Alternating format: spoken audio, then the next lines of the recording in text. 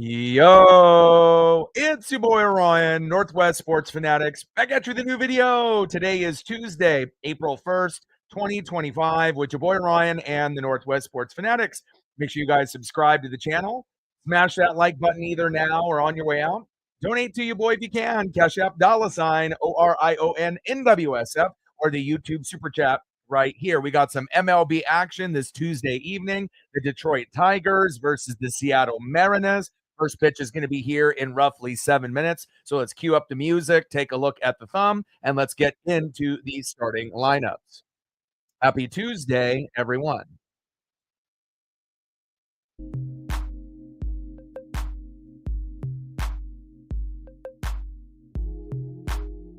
And on the thumb on the left, we have Spencer Torkelson. And on the right, it is Walter, a.k.a. Logan Gilbert. And this is a must-win game for the Mariners, not just because we lost yesterday, but we have Tariq Skubal tomorrow.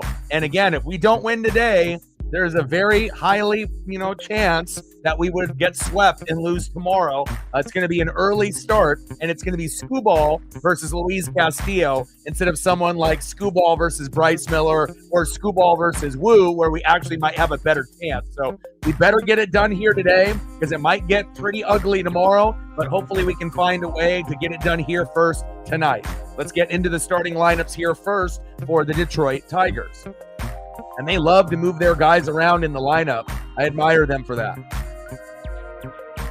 Leading off for the Tigers at third base tonight, Zach McKinstry. And they don't have a problem of moving a guy from the 6 hole to the leadoff spot and moving everyone around just to find the right rhythm. And again, it seems like it's been working for them. Obviously, yesterday, even though they started off the season losing the first few games. Batting second, DHing tonight, Riley Green. Batting third, playing first base, Spencer Torkelson. Batting cleanup, batting fourth, left fielder, Gary Carpenter. Batting fifth, playing second base, Colt Keith. Batting sixth, playing right field, Manuel Margot. Batting seventh, playing shortstop, Trey Sweeney. Batting eighth, catching tonight for Detroit, Jake Rogers. What a stash. And batting ninth, playing center field, Ryan Kredler. And on the mound for the Tigers, Casey Mize. And with a little update, obviously Jorge Polanco just had a baby. He wasn't going to be in the starting lineup anyways. But again, no Polo to fill in later in the matchup if we need that bat, unfortunately. But he'll be back. And congratulations, Polo. Leading off for the Mariners in right field, Victor Robles. Batting second, playing center field, Julio Rodriguez. Batting third, catching tonight for the Mariners, big dumper, Cal Raleigh. Batting cleanup, batting fourth, left fielder, Randy Arozarena. Batting fifth, playing first base, Luke Raley. Batting sixth, DHing today for the Mariners, Rowdy Tellez. Batting seventh, playing second base, Ryan Bliss. Batting eighth, getting an opportunity to play finally, third baseman, Miles Mastrobuoni. And I kind of like Miles more than Donovan Solano, if I'm being honest. Out of the two guys, this is the guy I like a little bit more. He got one at-bat where he pinch hit late in a game and did get a hit. So now we're going to be able to see if he can play third base defensively, and hopefully he'll get a hit or two here tonight, even though he has got limited action within the first few games. Let's go, Miles. And batting ninth, playing shortstop, J.P. Crawford. And on the mound for the Mariners, it's Walter, our best pitcher overall besides Brian Wu. And obviously, George Kirby is injured. We'd throw his name in the conversation as well. But for the guys that are not hurt right now, George Kirby, the best three pitchers on the team is Logan Gilbert 1, Brian Wu 2, and when Kirby comes back, they'll contend Brian Wu for that second spot. We're talking about Walter. We're talking about Logan fucking Gilbert. Let's go. And we definitely need a good performance today. We saw how bad Emerson Hancock was yesterday. He got sent down to AAA, deservedly so, giving up 6 runs in the first inning. And then we had to bring in Sauce, another individual that should either go down to AAA, but we don't have the, we don't really have the luxury to do that. But hopefully we can get a good performance here out of Logan Gilbert. We need that electricity and we need the dub because, again, it's going to be Skubal versus Castillo tomorrow at 1:10 Pacific. Let's go, baby. Hope everyone is having a fantastic day here on April Fools. No fooling around, though, here today. We need the dub. They're in the building. What's good? Let's get to 100 in donos. Let's do it. Let's get it. And we'll be shooting for 20 likes within the first hour, 30 to 50 overall, and obviously 100 in the donos on every single stream. Yeah, like I've been mentioning, Eugenio Suarez, he got player of the month, obviously on that side. He definitely is going to be a consideration of like player of the week, pretty often, depending on if he can hit homers. And again, he's been on a heater ever since we let him go. But the one thing that I hope that we're going to have a little special advantage today, I'm actually wearing the MLB All-Star Game shirt, from Seattle's All-Star Game 2 years ago. I've never worn it. And again, usually I keep tags on everything. I keep things. And my best friend Justin and his dad went to the game. Normally that is something that I go with him, but I couldn't afford the tickets. So hopefully this shirt will give us a little bit of good luck here on April Fools. And I'll stand up so you guys can take a quick peek, but it's a very stylish shirt. And hopefully it'll end up giving us the aura that we need to be victorious here today.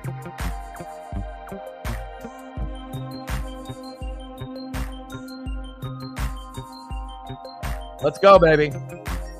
And I've been anticipating, I was going to, kind of just keep this one in the closet and, never wear it. But, man, after yesterday giving up 6 runs, with Hancock and then fucking Sauce and just, we did come back, and we ended up getting 6 runs, which is a lot more than we normally get. But we dug ourselves in too big of a hole. So this is a must-win game. And I'm not going to say that often unless, like, the Mariners are in the playoffs. And, every game is must-win. But as far as like regular season games go, sometimes you get to a point where you're in a particular series. And again, you don't want to get swept. And if you look at the schedule tomorrow and you got the best pitcher in Major League Baseball on the mound overall, and we're going to have Castillo going up against him, it's like, fuck, we're going to have to be able to put up like 4 or 5 runs, to be able to match up tomorrow. And against Skubal, that's almost fucking impossible. And that Castillo has been kind of on the decline. I really wish Brian Wu was pitching tomorrow. That would give us a better chance to match up.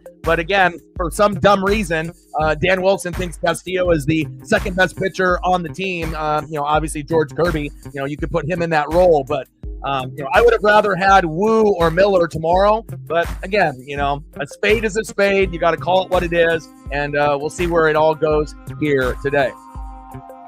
Megan getting us started off on a good foot. $20 holla. Appreciate you. Let me know what you want to do for photos, and I'll sprinkle them in once we get through commercial breaks. $20 holla. Stacks on stacks. Racks on racks with a little bit of Cactus Jack. Bang, bang. Thank you so much. We're at 20:80 to go. And again, we will have a early stream tomorrow for Skubal and Castillo at 1:10 tomorrow. And again, I always anticipate challenges, but it is going to be very, very difficult. Must-win game for us, and hopefully we can get it done here today. Kevin and Brandy in the building as well. Hope you guys are doing good, and let's get going here tonight.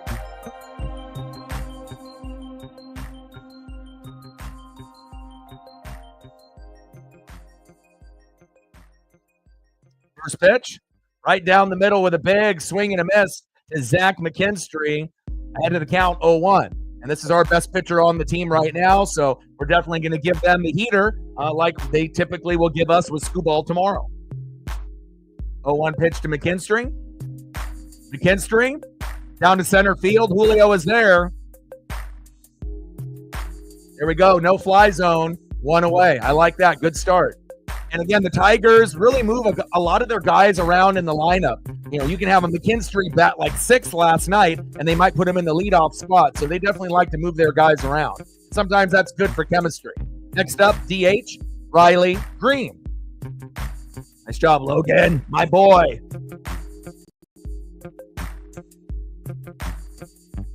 Top of the first, 0-0 Tigers and Mariners. Logan Gilbert. First pitch is a slightly outside to Riley Green, 1-0 count. You can get win number 2 tomorrow, unless we end up having a miracle, obviously, against Screwball. But this is us. You guys already won yesterday. Don't get greedy. And I know you guys started off the year 0-3, and you need to catch up. And obviously, sweeping the Mariners would be a great way to try to get to 500. But again, we can't afford for that for us. So, you know, GG, good luck and all, but don't get greedy. You guys will more than likely get the win tomorrow. This is our time. You guys already won yesterday. 2-0 pitch from Gilbert to Green. Check swing. Now Cal is 2 balls and 1 strike to Riley Green. Tiger fans, greedy dogs.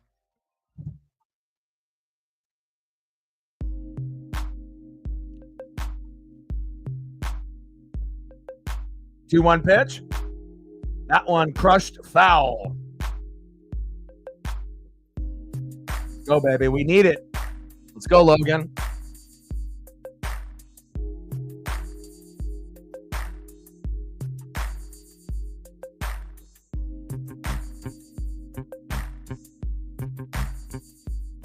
Two-two pitch. Pitch is low and inside at the knees. Count is full. 3 balls and 2 strikes. Come on, Logan. Riley Green in the box. Logan Gilbert on the mound. Top of the first, 0-0 with 1 away. 3-2 pitch.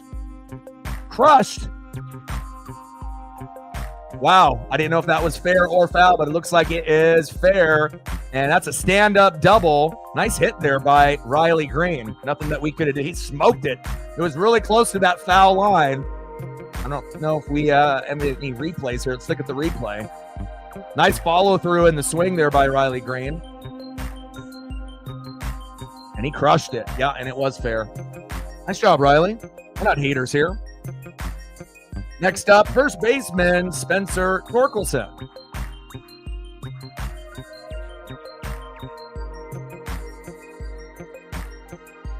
Come on, Logan. We can't afford for a lot of big hits, home runs, and RBIs. We got to be able to hold the Tigers to 3 runs or less tonight, which is going to be easier said than done, especially with Screwball on the mound against Castillo tomorrow. And hopefully Castillo can go 6 innings tomorrow, but it wouldn't shock me if he gets pulled in the 4th or the 5th. First pitch in there to Torkelson for a strike. Head to the count, 0-1.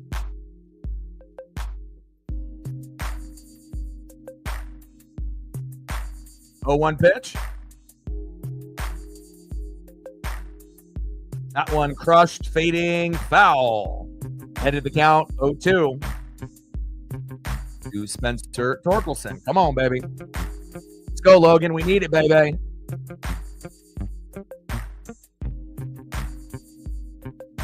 Oh, 2 pitch. Pitch is low and into the dirt. 1 ball and 2 strikes. Top of the first, runner at second, 1 away. And again, we got embarrassed yesterday. But again, I guess that's a good thing to be able to realize that Hancock ain't it. And he got sent down to AAA, which he should have. And again, we'll have to wait and see how the rest of the guys in the pen can step up, if they can at all. Big swing and a miss on that splitter. There we go. First K of the night for Logan Gilbert. Way to bring that electricity. Baby, let's go. 2 away. Next up for the Tigers, left fielder in the cleanup spot, Gary Carpenter.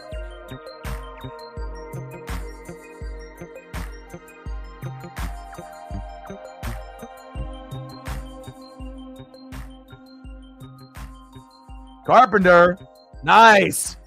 Right past us. Runner coming home, and he is safe. Terrible throw. 1-0 Tigers. Nice job by Detroit. Well, holding them to 3 runs or less might be, a miracle, because obviously if they already got 1 in the first inning against our best pitcher, again, it's not going to be as bad as yesterday, but not exactly what you want to see as a Seattle Mariner fan early on. But if you're a Tiger fan like Kevin and Brandy, you're all smiles ear to ear here on this April Fool's Day. Golly. Can we stop the bleeding? Next up, Keith. And Keith with a hit, single to left, 2-0 Tigers. Man, it's like we have Emerson Hancock back-to-back days. And this is rare for Logan Gilbert. I'm not saying that the Tigers aren't a good team. Obviously they started off really slow last year and they got very hot at the end of the year and really proved to a lot of people that, they're young and up and coming. They have no Matt Vierling, they have no Parker Meadows, and they're still finding ways to get it done, even though they started off the year 0-3. But if we play like this, they're going to be 3-3 here, by tomorrow. Wow. Unbelievable. Oh, man, oh, man, oh, man. Please, come on. Yeah, and again, defensively, we have been a liability, and our bullpen has been a liability on top of the struggles that we have hitting. We can't have problems with hitting, defense, pitching, and bullpen. I mean, that's everything. That's like every factor in the game. So, shout out to the Detroit Tigers, but man, this is rough for us. 2-0 Tigers. Unbelievable.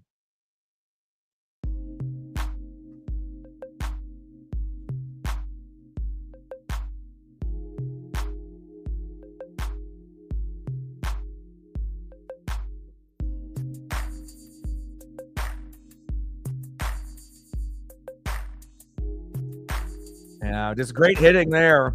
Going to the right side, going to the left side, throws home. For Randy Arozarena, Victor Robles, nowhere even close. Way over Cal Raleigh's head. 2-0 Tigers. Rough. Next up for the Tigers, right fielder Manuel Margot. And this is pretty rare, for Logan Gilbert, to give up, let alone 1 run in the first inning, but to give up 2, that doesn't happen often. I mean, we're talking about maybe a couple times a season. And I guess it's just bad luck, even though it's April Fool's Day. I guess we're looking like a fool here today to start off. Rough. The bats better come alive here today, and we have no access to Polo since he's on paternity leave. Him and his girlfriend or wife ended up having a baby earlier today, so we may not see Polo for a game or 2. Top of the first, 2-0 Tigers. Logan Gilbert on the mound, giving up 2 runs already. A very uncharacteristic start for Mr. LG, a.k.a. Walter. First pitch there is high, 1-0 count.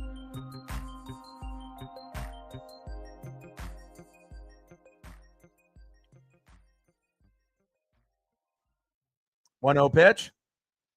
And they're in the zone for a strike. 1 ball and 1 strike to Manuel Margot.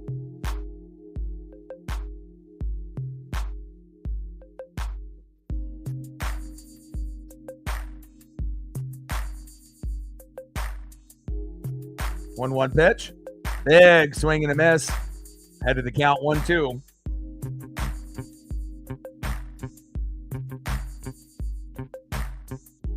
And Megan, let me know what you're thinking photo-wise, and I got you.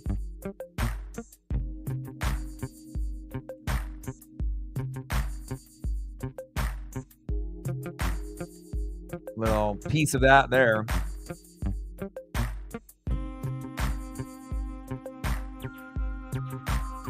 I don't know, Cal kind of dropped it there.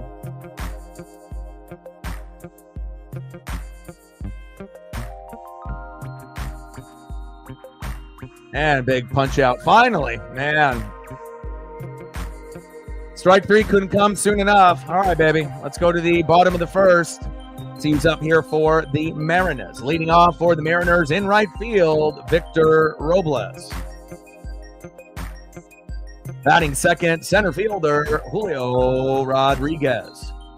And batting third, catcher Big Dumper, Cal Raleigh.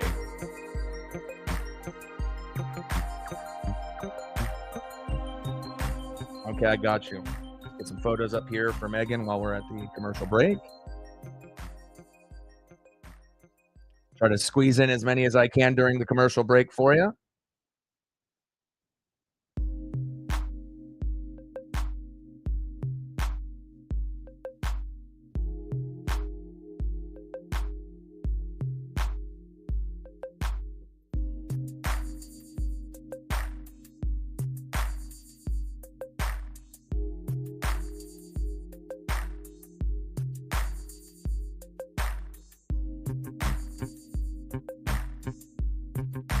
See how many I can squeeze in here in a limited time. Appreciate you, and anyone obviously that donates to the channel. We can get you whatever you're thinking, based on your favorite things at the moment. And it doesn't have to necessarily be sport related.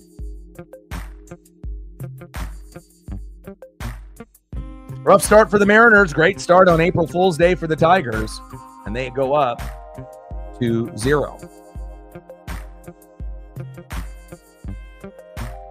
Squeeze in one more for you. Appreciate you.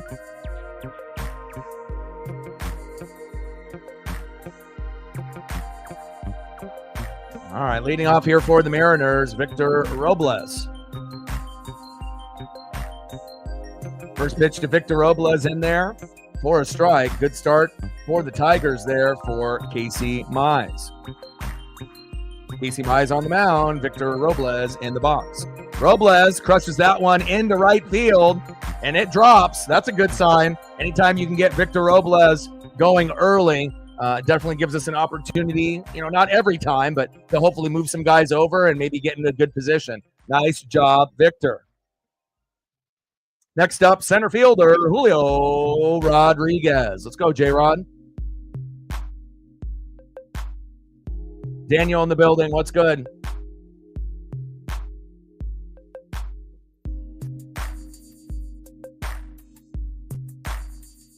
Oh.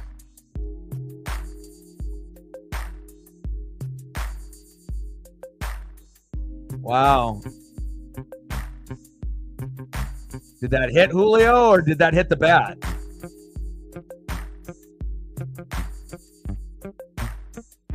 Did it hit his hand or did it hit the bat? Might have been at the bottom of the bat. Wow. Well, I don't want anyone to get hurt there, but bad break for us. I mean, I don't want Julio to get injured and whatnot, like break a finger, but we could have really used a, hit by batter there, hit by pitch to have guys at first and second. Big swing and a miss behind in the count 0-2. And when Julio gets behind in the count 0-2, what happens? 99, I want to say 99, 90% or higher, he'll strike out or he'll get out. So again, he's not really one of those conditioned hitters where, he can mentally in his brain, be like, I'm in an 0-2 count, but, I can pretend I'm in 2-0 count. For him, if he's 0-2, it's like he almost already knows that it's over. And that needs to change. So let's see if he can end up changing it here today. 0-2 pitch. Big swing and a miss. Chases at a garbage ball there. And these are instances where I wish I was wrong. But for watching Julio Rodriguez, being a Mariner fan my whole life, you just know things. And until he proves to me that he can actually hit on an 0-2 count, that's the type of prediction that I'm going to come up with. And sometimes it sucks being right. And Julio goes down, 1 away. Next up, Big Dumper, catcher Cal Raleigh. Throw to first to Robles. He's safe. Let's go, Cal.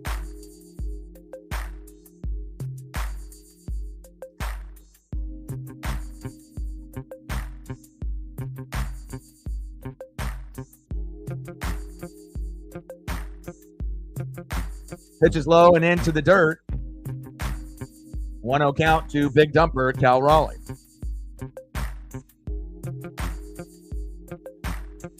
.220 average, 34 home runs, 100 ribbies. And one of the best catchers in the game. Got a 6-year, $105 million extension with a no-trade clause to keep him in Seattle for quite some time. And we're going to need his bat to be alive like it was at the end of yesterday's game that we ended up losing. But he gave us a little bit of oomph on the stat sheet late in the matchup. Another ball there for Mize. 2-0 count to Cal Raleigh as we are down early 2-0 with our best pitcher, Logan Gilbert. Pitches high and out of the zone. 3-0 count to Big Dumper. At this point, when someone's got a 3-0 count, it's green light, swing for the fences. But in this instance, I would not swing and just see if we can get a walk here with Cal. See what happens here. And we got Cal batting left-handed, which is the better Cal. Pitches high, and there we go. Sometimes my S will be strong. Nice job, Cal.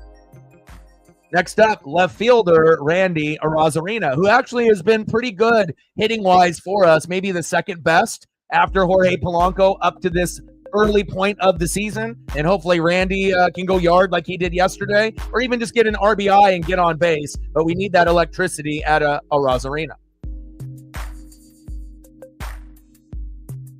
Yeah, but Kevin, you're with a comment like that, that tells me that you're not watching us, like when we watch you guys. Because is batting average the only thing that makes a player good? No, it's not.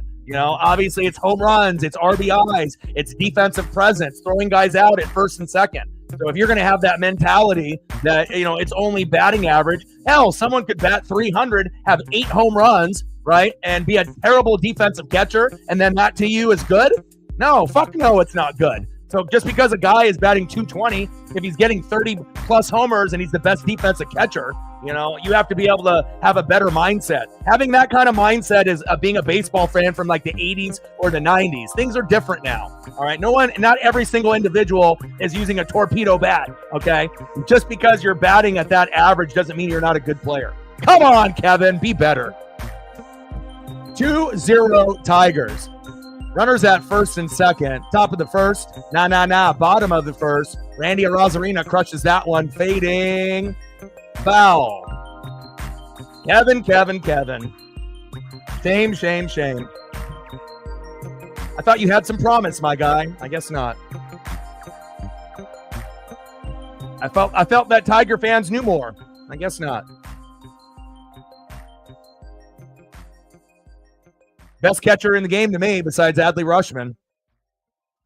I'd rather have him than Salvador Perez, Will Smith, JT Realmuto. But again, that's you and that's us.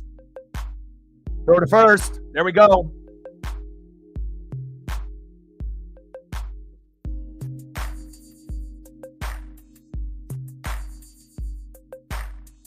Natman in the building. What's good?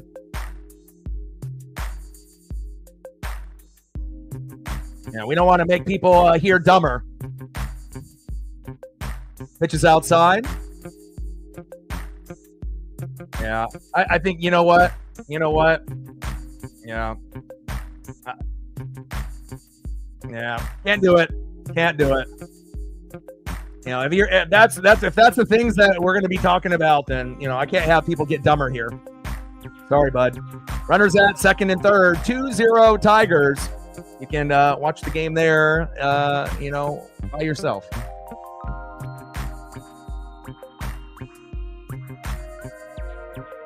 One pitch.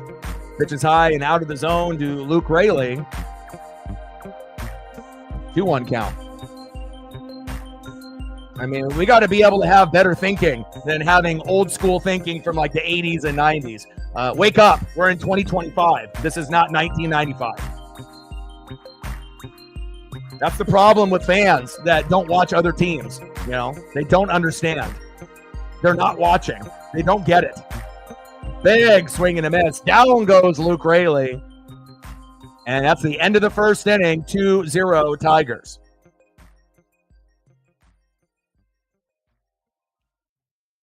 Let's see who's up next here for the Tigers. Next up for the Tigers, shortstop Trey Sweeney. Batting second, catching today with the stash from the past, Jake Rogers. And batting third, center fielder Ryan Kredler. Let's go M's. See if we can get a few more photos up here for Megan as well. I got to make room. I got to cancel out some of these other ones.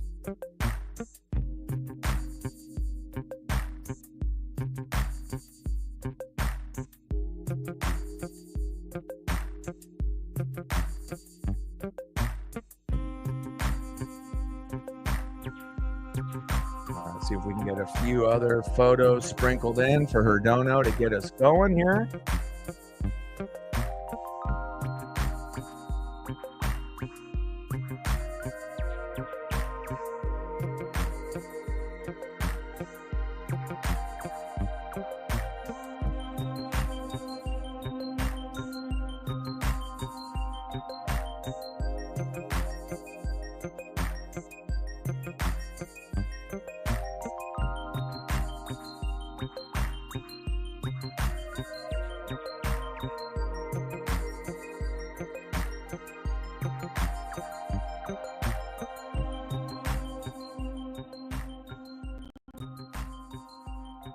All right, back into the action now.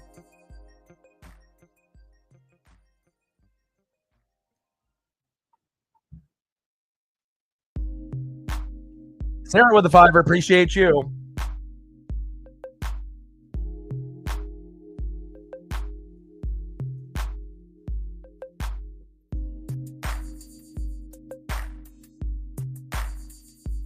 Appreciate you. We're at 25, 75 to go. Stacks on stacks, racks on racks, little cactus jack, bang, bang.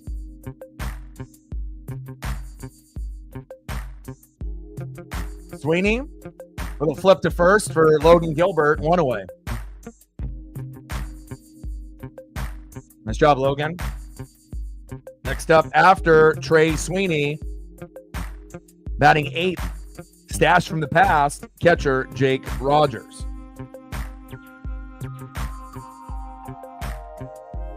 Some Jordan Walker, I got you.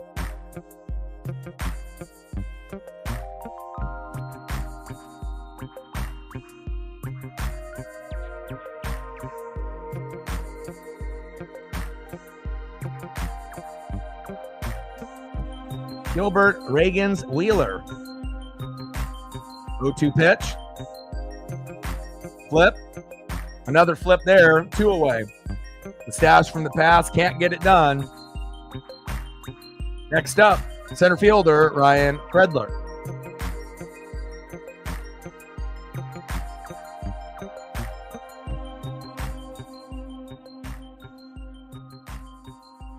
Yeah, that mentality of just batting average is the only thing that matters is fucking ridiculous. You know, but again, that shows you, there's certain people that know sports and certain people that don't. They're living in the past, and you have to understand that things change over time. It's not just one statistical category that makes you quote unquote good. You're going to learn today. Top of the second, 2-0 Tigers. 2 outs, 0-1 pitch to Kredler, and they're outside, 1 ball and 1 strike. We'll get the Jordan Walker up here in a minute for you.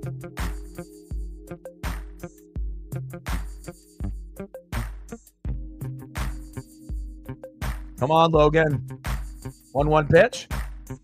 Pitch on the corner. Should have been a strike, but called ball. That would have been a good one to challenge there. 2 balls and 1 strike. But it looks like Logan is starting to settle in.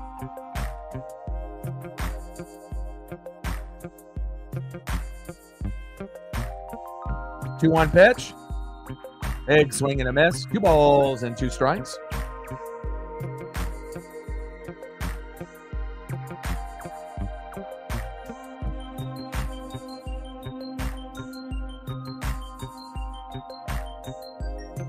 Two-two pitch. Little dribbler. Throw to first. There we go.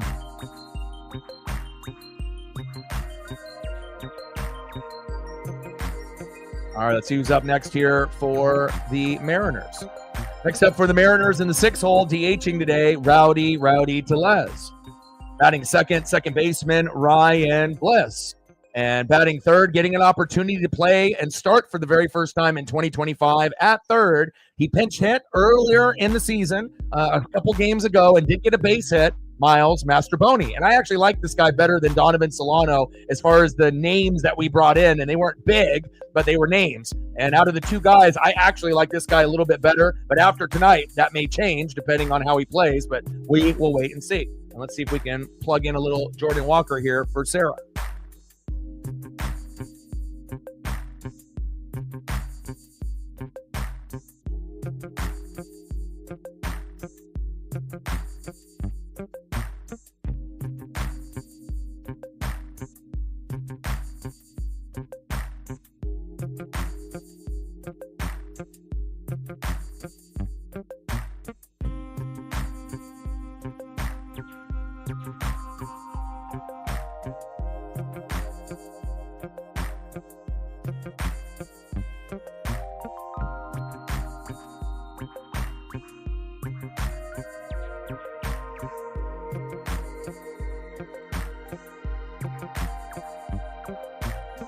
Yeah, we definitely will not have any Cal Raleigh slander here.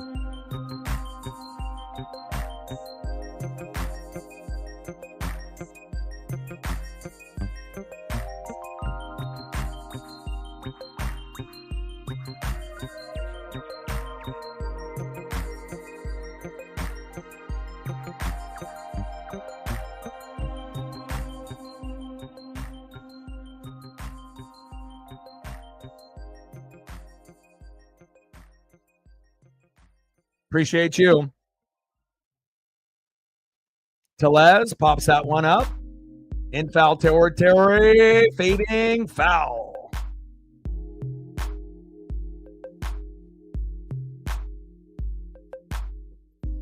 Jaden in the building. What's good, brother?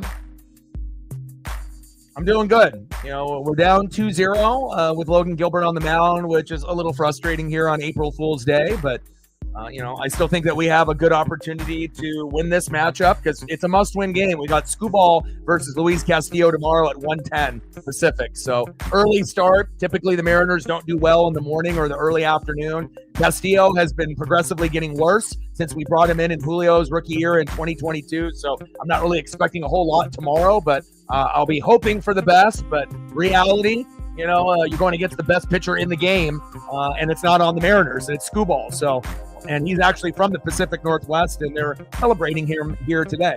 Big swing and a miss for Rowdy Tellez, one away. Okay, Rowdy, hopefully you'll get going later in the matchup. Next up, second baseman, Ryan Bliss. Go, Ryan.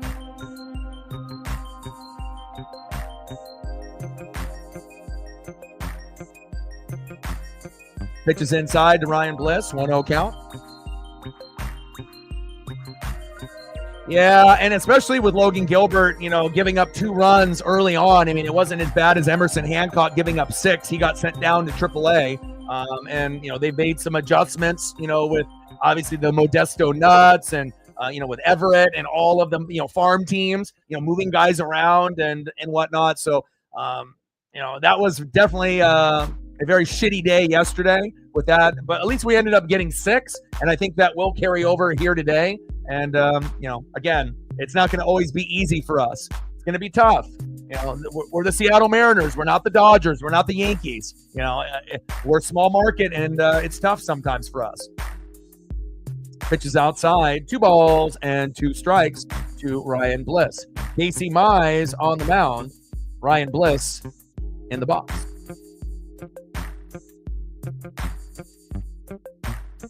Bliss pops up.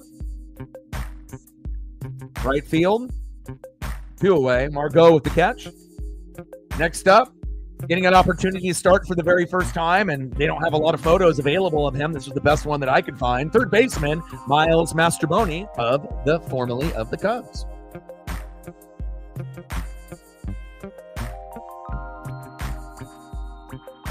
Come on, Miles. I mean, I don't know about him defensively at third, you know, since Polo had the baby with the wifey or girlfriend this morning. But I think hitting the ball, you know, obviously, you know, less than 200, 194, you know, pretty low average, you know, but hopefully he'll be able to find some kind of rhythm, you know, batting left-handed. And, you know, the Donovan Solano experience kind of feels like Polo and Garv. You know, with these 2 guys, you know, it might have been a mistake signing Solano and Mastroboni. But again, I hope that Miles can get at least 1 hit at some point in the day. But he pops this one up, and an easy routine play for the Tigers. An easy 1, 2, 3 inning. It's the end of the second, and we are down 2-0. Let's see who's up next here for the Tigers. Top of the third, leading off for the Tigers, third baseman 0 for 1, Zach McKinstry. Batting second, 1 for 1 with a run, DHing Riley Green. And batting third, 0 for 1 with a K, first baseman Spencer Torkelson. Let's go Mariners.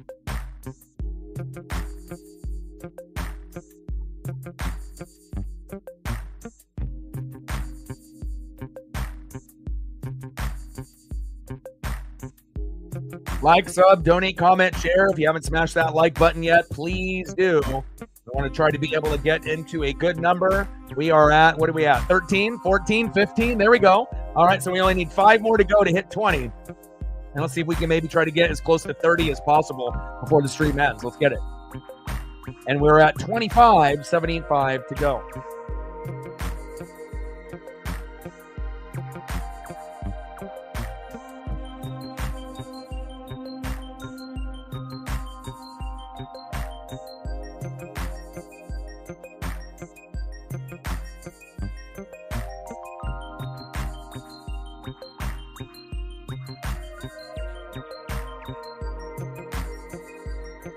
Squeeze in one more Jordan Walker here for Sarah.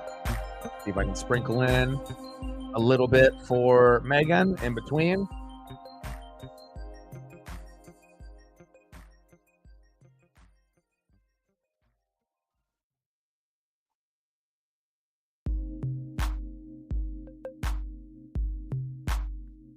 Everybody loves a little SVU, especially me. Appreciate you. We're at 25, 75 to go.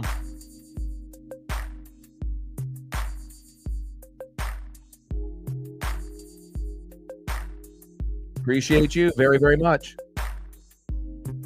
First pitch to McKinstry, fouled up, fading foul, about 15 rows back.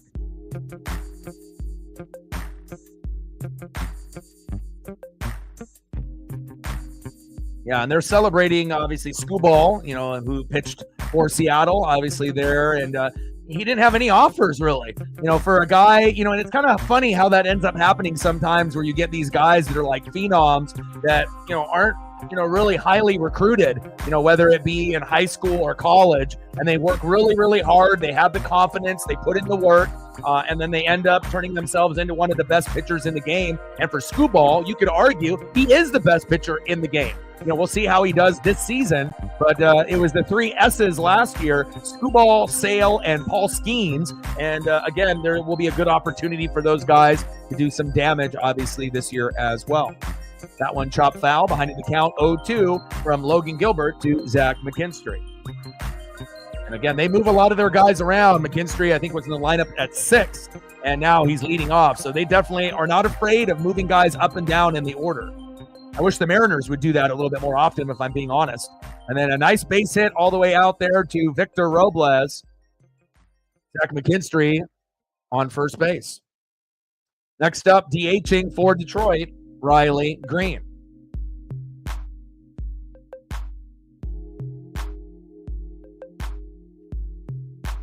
Natman in the building. What's good?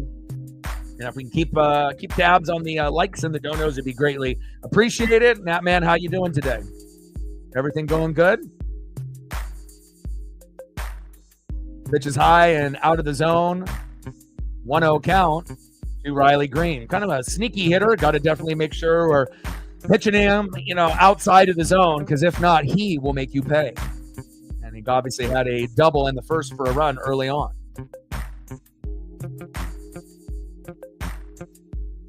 Pitch in there on the zone. 1 ball and 1 strike for Logan Gilbert to Riley Green. Good to hear. And we'll be live tomorrow for Skubal and Castillo at 1:10 Pacific. And McKinstry with a very easy stolen base. First time this season for Zach McKinstry with the SB. And after them getting that cheap stolen base by McKinstry, hopefully we can strike out Riley Green. Sometimes easier said than done, but we do have our best pitcher on the mound on our team besides Brian Wu or George Kirby, who is injured at the moment with shoulder inflammation. But once we get Kirby back and Troy Taylor, Brash, things will look much better for a team for us. And did he go around? Yes, he did. There we go. Riley Green complains to the ump, but he goes to the dugout. 1 away. Next up, first baseman, Spencer Torkelson. 0 for 1 with a K. Let's make it 0 for 2.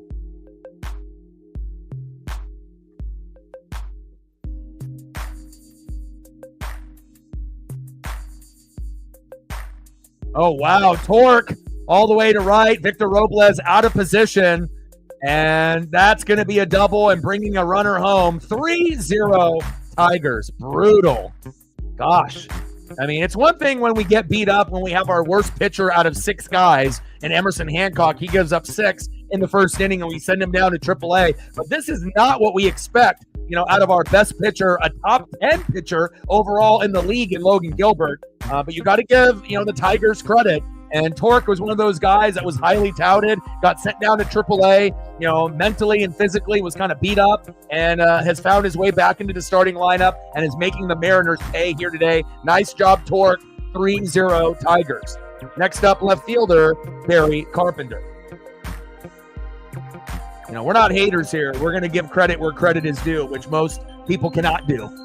Most people that end up streaming games, it's usually for their team and their team only, but you got to give credit where credit is due, even when it hurts, even when it's painful.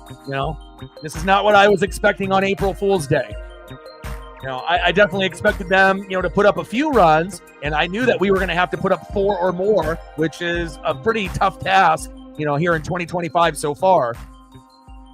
Especially with Castillo on the mound against Skubal tomorrow. If we can't get the offense going, we're going to get swept. And again, unless we have a miracle game and Skubal's rusty, like Gilbert is today, that's the only way that we're going to win tomorrow, is if the bats come alive and Skubal's rusty tomorrow. But the chances of that happening is probably 10%? Maybe less than that.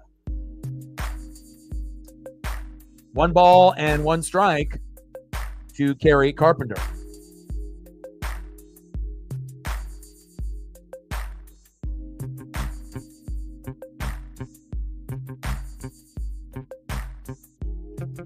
Pitch is outside of the zone, and this ump is not giving us any leeway. Let's go, Logan. Come on, baby.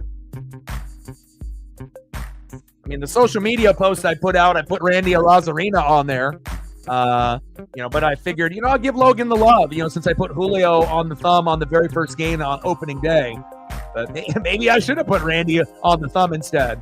But, I figured since I didn't put Logan on the thumb on opening day that I owe it to him. Not what I expected, but hopefully the offense can open up. I did. I did watch back then, even though I was on, I started watching a lot of sports and a lot of wrestling starting in 85. So that was kind of the starting point for me. Chopper. And Gary Payton was amazing. You could tell when he was on the Beavers and then ended up going to the Sonics, they didn't call him the glove for nothing. And he could score. He could shoot threes. He could shoot jumpers. He could post up. He could do everything. He could do the alley-oops to Sean Kemp, obviously, and make those big plays. But the best part about him was his defense. And me, I'm a defensive guy. And normally point guards aren't known as the glove. And being the glove, obviously, meaning that you're going to steal the ball from the offensive player 9 times out of 10, and he did. And pretty cool, to be able to see some, Pacific Northwest guys, whether they're from Oregon or Washington, be able to make an appearance, here at the game.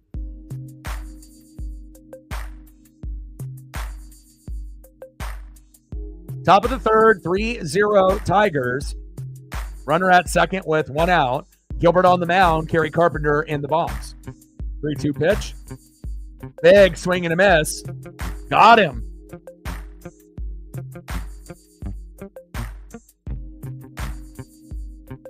Here we go, baby.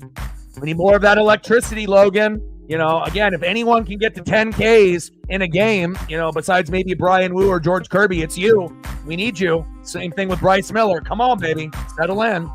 It's not like we got Mitch Garver, catching and he's calling the game. We got to play better.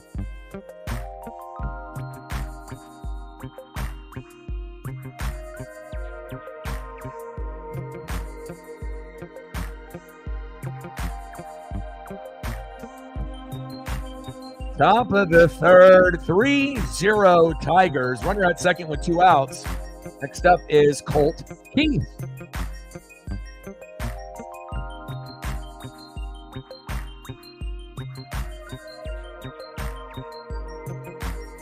Pitch is low and into the dirt. 1-0 count to Keith.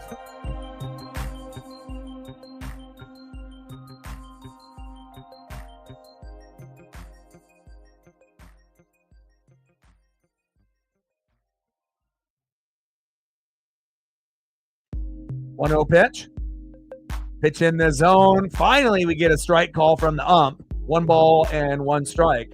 And again, we'll be doing Scuball and Castillo tomorrow at 1:10 Pacific. And I know that's a little early for some. Some will be at work, so some will be able to make it. Some, will not. But I'll be grinding that out. Thursday, no Dodgers or Mariners to my knowledge, so we'll probably do Blazers just because we need to have a filler stream. And then we'll be doing the Mariners versus the Giants starting on Friday, Saturday, Sunday. And then after we go into Monday, that'll be against, I believe, the Astros. So it's going to get – and the Giants play us pretty well too. They're not necessarily known as like one of the best teams in Major League Baseball. But again, the way that we've been playing and opening here in 2025, we better start bringing it, because if we don't, we could get beat the fuck up, by the Giants. And if we get beat the fuck up by the Giants and get swept by the Tigers, guess what? Then you got the Astros, and they fucking hate us. We hate them. It could get really ugly here early on. So we want to make sure we're not digging ourselves too much into a hole for us not be able to climb out. And the only thing that we have to pray for is that if we lose, that a lot of the teams in the AL West are losing with us. Astros, Rangers, A's, so that way it's not as bad overall as far as divisional record. But that's wishful thinking. Man, this ump is terrible. He's not giving us any fucking calls. Like right where it's right in the zone. Right on the line. Nothing. 2-2 pitch. It's like, does this guy realize that Logan's a top 10 pitcher in the game? Apparently not. This ump is treating Logan Gilbert like he's Emerson Hancock. Brutal.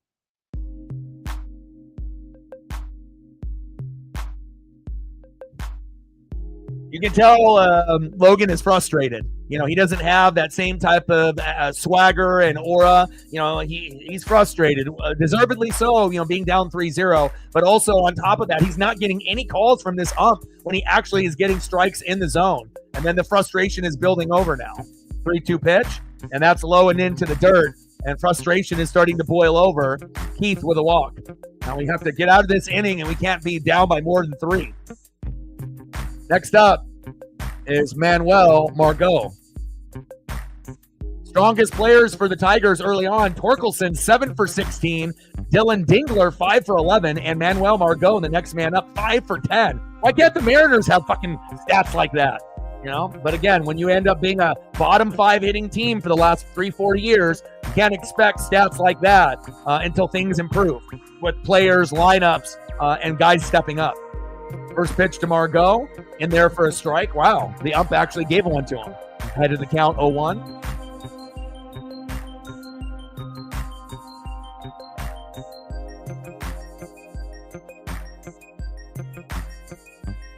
Yeah. Big swing and a miss. Behind in the count, 0-2.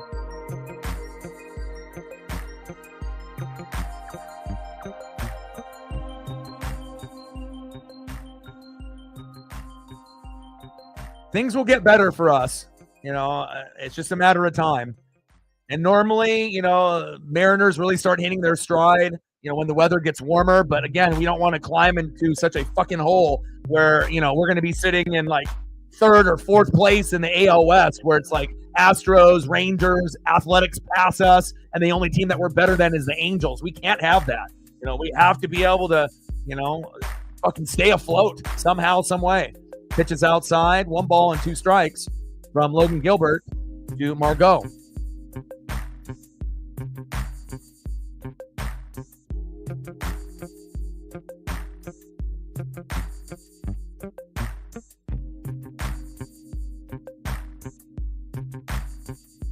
Big swing and a miss. There we go. That's the Logan Gilbert that I know, bringing that electricity. And Margot has been very hot this year. Nice job. I know you're frustrated. He's already given up 5 hits and 3 runs. Very uncharacteristic, for Logan Gilbert. But again, if you can't pitch and you can't hit and you can't defend and the bullpen is bad, you can't win games. And, you have to find a way to be able to improve some of those things. The bullpen's got to get better. Pitching's got to get better. And especially the defense. That is not something that we had written on our card in 2025. Like, okay, if hitting was going to be a little poor, we already knew, being a bottom 5 hitting team the last few years, bringing in fucking Solano and Mastroboni is not solving the fucking problem. but we didn't really anticipate the pitching, to be kind of suspect, the bullpen to be terrible, and let's be honest, the defense has been terrible this year. I did not expect the bullpen and the defense to be bad. Those are the things that need to save us when the hitting is kind of suspect. And again, if you end up, kind of going on a decline in all of the main categories, hard to win. But hopefully we can find a way to get going at some point. Let's go. Next up for the Mariners, shortstop, J.P. Crawford. Batting second, right fielder, Victor Robles. And batting third, center fielder, Julio Rodriguez. Come on, Mariners.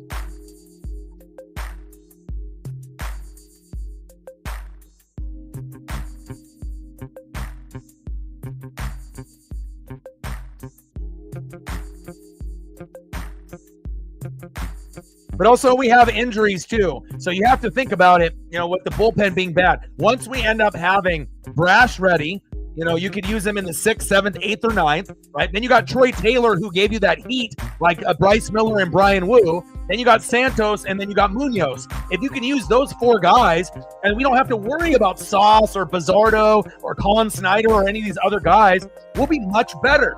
So you got to think, in a couple weeks, we're going to get George Kirby back. That's going to help. And then, we're also going to get some of these other guys back as well with Brash and Troy Taylor. So we have some guys, that can really help us improve. But, as far as the hitting is concerned, we might have to move some guys around in the lineup.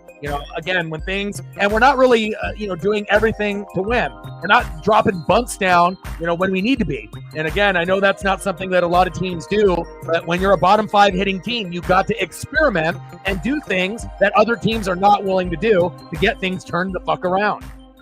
Facts. And again, it's not like things are terrible, Jerry. We've only missed the playoffs 3 out of 4 years by a game. So it's not like we've been last place. We're not the goddamn, Angels or Athletics. It's not like we're a bottom feeder. We're actually a pretty decent team. But again, we don't have all of the categories. And then anytime we end up having injuries, it affects us more than any other team, because we need every single player healthy just to be able to maintain. And if you end up having injuries to Troy Taylor and Brash and Kirby, you don't have anyone to fill in. What's the guy to fill in for Kirby, after he goes out? What, Emerson Hancock? Christ, he's in AAA after obviously 1 game. So, you have to have faith. Things can get better. But sometimes things have to get worse before they get better. Big swing and a miss to J.P. Crawford, 1 away.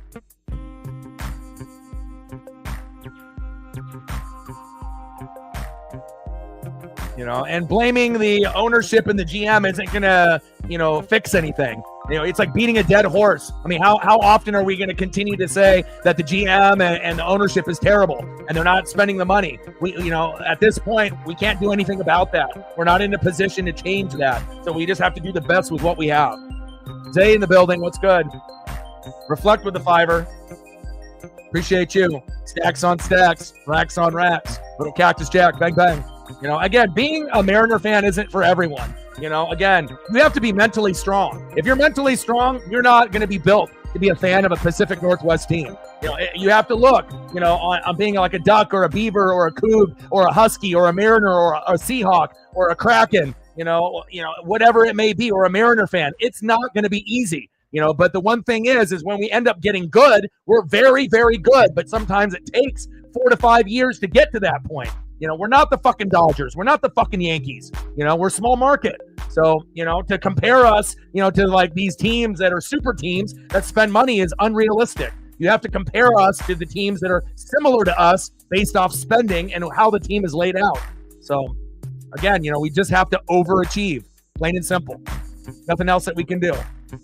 3-0 Tigers, bottom of the 3rd, 2-2 pitch to Victor Robles. Pitch is outside, count is full, 3 balls and 2 strikes. Gotta have a positive attitude. Somebody does. Let me know what you want to do for photos. Reflect and I got you. 3-2 pitch, Robles pops up. Margot is there, 1 away. Or 2 away, excuse me. Next up is center fielder, Julio Rodriguez. Let's go, J-Rod.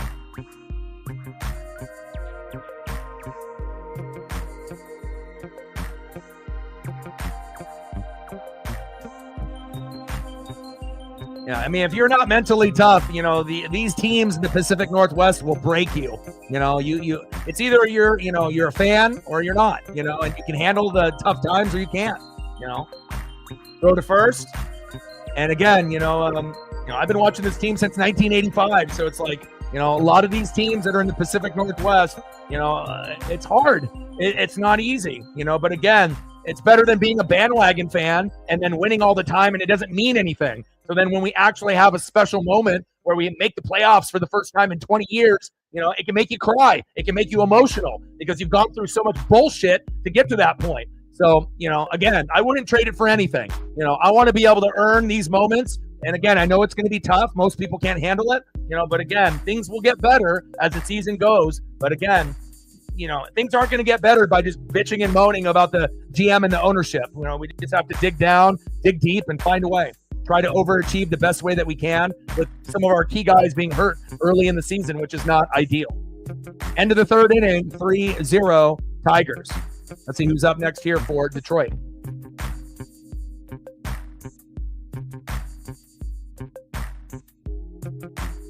Next up for the Tigers, 0-for-1, shortstop in the 7-hole, Trey Sweeney.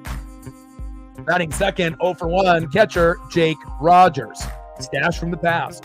And batting third, center fielder Ryan Kredler. And you also have to remember, too, baseball is the hardest sport to play. Again, with the hockey and basketball and obviously football, hitting a baseball is literally the hardest thing to do. Some of these people got torpedo bats and whatnot, and it helps some of these guys, but you have to be a good hitter, to be able to utilize a torpedo bat. Not every single person using a torpedo bat is going to be batting 500. Facts. Hopefully we can get Logan to settle in here. Obviously very frustrated here today, and hopefully we can get our first run by at least the 6th inning. And then once we end up getting Casey Mize out of the game, then hopefully we can start going on a little bit of a run and kind of, just plucking away. It's never going to be easy for us.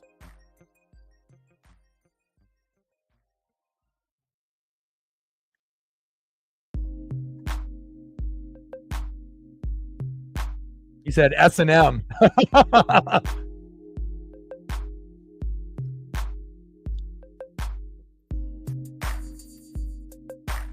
It's like, shit's tough, man. Mariner fan, hard, right? Blazers, they're not good, but they're young and they're fun to watch, but, they're not good. Kraken, they're not good. Hawks, they're going to be on a rebuild, so really the only thing that I got going for me is the Oregon Ducks. That might be the best team that's in the Pacific Northwest in Oregon and Washington, combined. But other than that, all of my other teams, out here in the Pacific Northwest, it's a grind. It's not going to be easy. Top of the fourth, 3-0 Tigers. Gilbert on the mound, Sweeney in the box, and we are ahead in the count, 0-2. But again, I wouldn't trade it for anything, And instead of just being a bandwagon fan of, Yankees or, Dodgers and Lakers and, whoever, and just going to, Chiefs, and just me being a fan of whoever's good that particular year,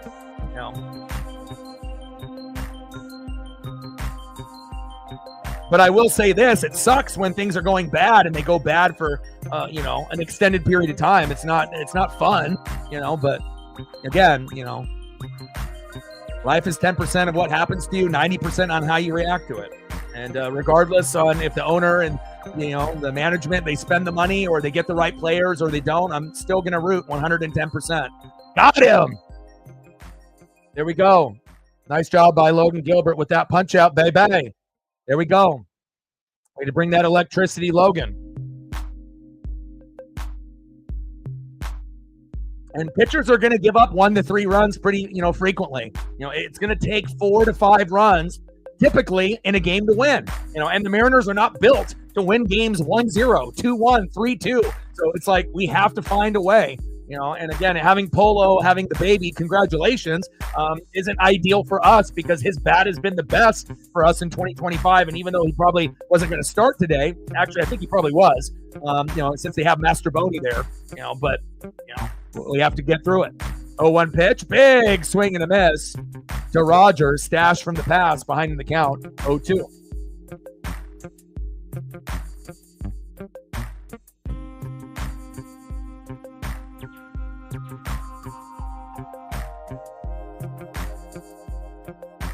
Nice, Sarah. That might be one of the biggest streaks that the team has had in how many years? I don't think I ever remember them going on a win streak like that.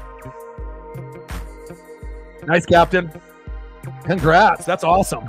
I wish the Kraken could fucking do something like that. Hell, the Kraken have a hard time winning 2 games in a row, let alone winning 10 games in a row. Pitch is low and into the dirt. 2 balls and 2 strikes.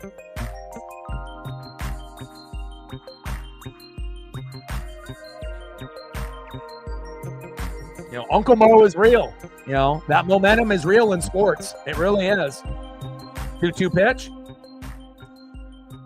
Wow, that's about 2 feet off the plate, and that's a makeup call for Logan Gilbert. Got him. Jake Rogers doesn't like that. That definitely should be challenged, but, you know, we're not really seeing that challenge being used in 2025. But Rogers has a gripe. That's way off the plate. Good frame job by Cal, who's one of the best at framing pitches, but that 100% was a ball, and we got lucked out there. 2 away.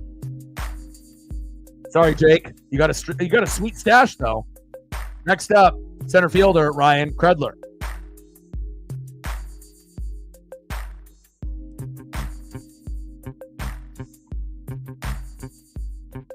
It's like the best Blues team that you've had in a few years, huh? 0-1 pitch. Big swing and a miss. The Kredler behind in the count 0-2.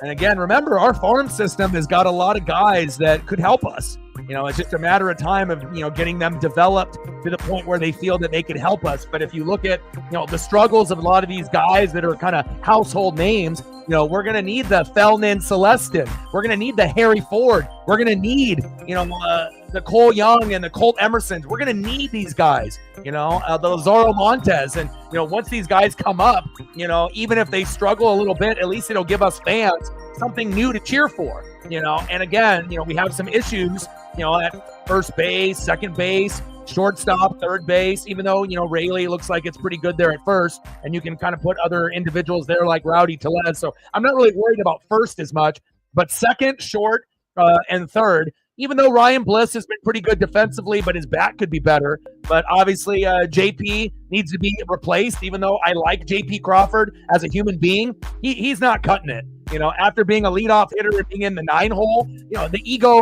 hit, it's too much for him to handle. You can tell. And then third base, you know, should have never let go of Eugenio Suarez, a guy that can hit 30 to 40 home runs, who was a top 10 player at the position, and then you let him go. So it shows you sometimes, you know, the ownership and the management are stupid. You know, you don't let, you know, guys go when they're good. You keep them here, you know.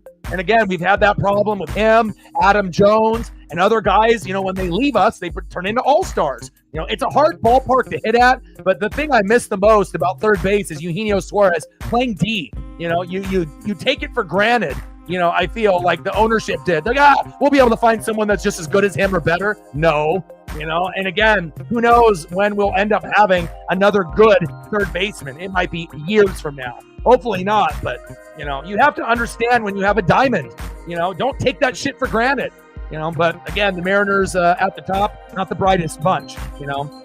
We need guys like the Yankees, you know, developing the torpedo bat going to MIT. We need more intelligent people, you know, helping out the organization. And again, and that's across the board, not just for the Mariners, but for all the teams in Seattle. We need some smarter individuals in that room to be able to guide the team the right way.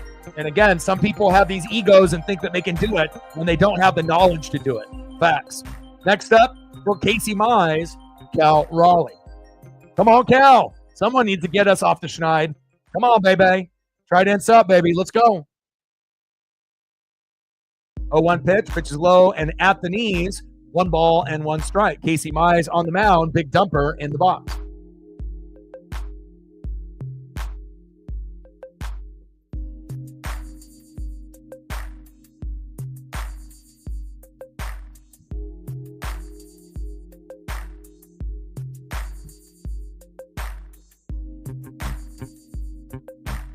Yeah, and again, Dan Wilson isn't good enough to be our manager. And I know that might surprise or shock some people. He's not good enough. Again, like it's a better option, than what we were getting with Scott Service. But we need someone like, that has the aura and the vibe, like a Lou Piniella. We need someone that is respected, that has the knowledge and the grit and the grind and knows baseball through and through. Not saying that Dan Wilson doesn't know baseball, but he's kind of just like the bridge guy. He's the manager for now until we can get someone that's better that actually can get us to the playoffs, get us to the fucking promised land, make better decisions, not put fucking Emerson Hancock in and then fucking put in Sauce as the next guy. We already have this issue with Scott Service. I don't need Scott Service 2.0. 0-1 pitch to Randy Arozarena behind in the count, 0-2.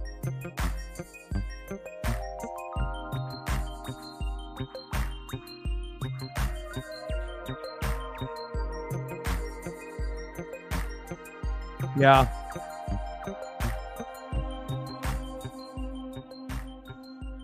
Exactly. And you're like me. You read and you watch the film and, you're on everything, listening to all the different, pieces of news. And, a lot of these guys are just not ready yet. But for some of these guys that are struggling so mightily, I would love to be able to have at least one guy or two at some point get called up based off good play, injuries to some other guys. And let's just see what they can do.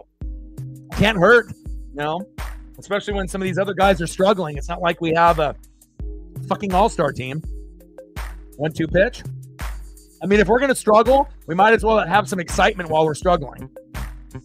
Popped up. And Jake Rogers, the stash from the past, pitches that one in foul territory. 2 away.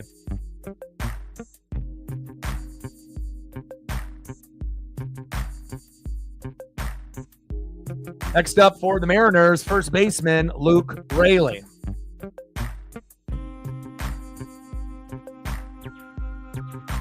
Really, like I mentioned, just like when the Mariners kind of go on the skids at every point in the year, we just have to hope that the rest of the division is as shitty as well.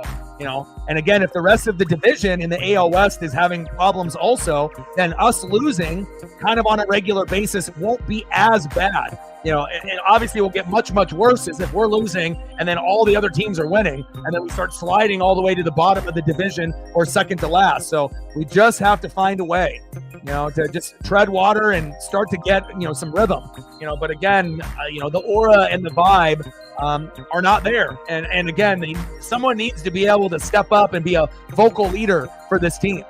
1-2 pitch. Big swing and a miss. Down goes Raley, especially with the Giants and the Astros next. We don't want to get swept by the Tigers, swept by the Giants, and swept by the Astros. They'll be calling for Dan Wilson's head real quick. End of the 4th inning, 3-0 Tigers. Let's see who's up next for Detroit. Next up for Detroit, 1 for 2 with a K, third baseman Zach McKinstry. Batting second, 1 for 2 with a run and a K, DHing Riley Green.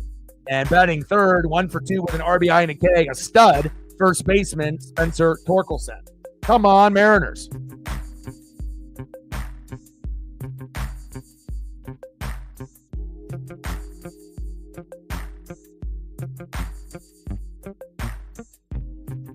Anything that you want to be able to see photo-wise reflect? Farm system guy or anything positive?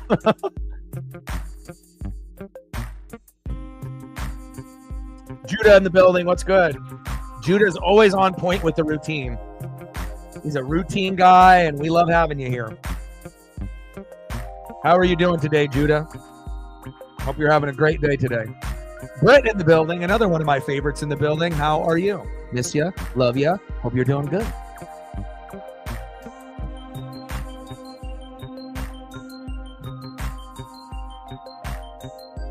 No problem.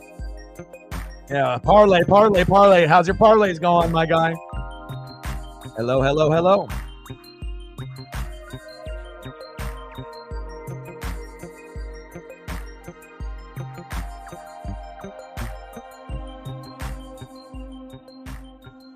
Yep. And again, it's like, earlier, talking about, oh, Cal Raleigh got 6 years, $105 million, but he's batting, 200 to 220 like he's just some shit player. Again, obviously we would love for him to be batting 300, but that's not the only statistic that matters, in baseball. Again, for some people, maybe they think that's the only stat that matters, but there's a combination of things, that really do matter, and defense, right? Being able to be a leader, being able to get RBIs, being able to get home runs. Good vibes only. 3-0 Tigers, top of the fifth. Logan Gilbert on the mound. McKinstry in the box. 0-1 pitch from Gilbert to McKinstry. Pitches high and outside. 1-1. 1 ball and 1 strike from Gilbert to McKinstry. Yeah. A lot of the Mariner players are, again, when Polo is your best hitter, you're in trouble. You know what I mean? Even though he has been pretty good, but with all the names that we have at the top, again, with Robles struggling, Julio struggling, Cal struggling, Randy struggling, like, are we really going to be relying on Luke Raley, Rowdy Tellez, Bliss, Master Boney, JP Crawford? I mean, if we're really being honest, if half of the lineup has like big names, right, but they're not producing, and then we have the bottom end of the lineup that sometimes overachieve, but they're not consistent. It's not really a very good recipe for success. And then the pitching hasn't been good. Bullpen has been terrible. Defense has been terrible. And then the injuries to guys like Troy Taylor, Matt Brash, and George Kirby are really hurting us.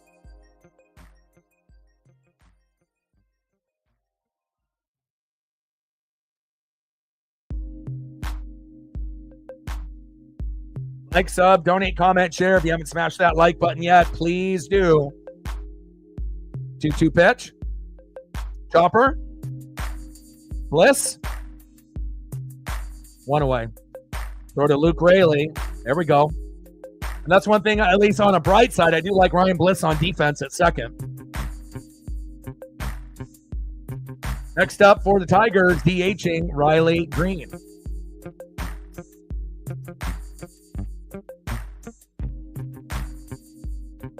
Yeah, this was supposed to be a must-win game, and when you look at the stat sheet on paper, it should have been a game that we should have been pretty good, but occasionally, even Logan Gilbert being a top 10 pitcher normally, has an off game. But you also have to give credit to the Tiger hitters. They've been hitting, pretty well, even when they started off with the Dodgers and now us. They've been, a team that has been able to hit from 1 through 9. Something I wish we could say for the Mariners. So unfortunately, just because you got a big name doesn't mean that they're gonna, be lights out every start. And unfortunately, on this April Fool's 2025, we are looking like fools here today. But we still have time. I mean, we did get to 6 runs yesterday. You just got to be able to have that one inning. And normally the Mariners are going to be good in the 7th, 8th, and 9th. But, we have to kind of climb out of the hole that we dug ourselves into. 1-1 pitch in there for a strike. 1 ball and 2 strikes for Logan Gilbert to Riley Green.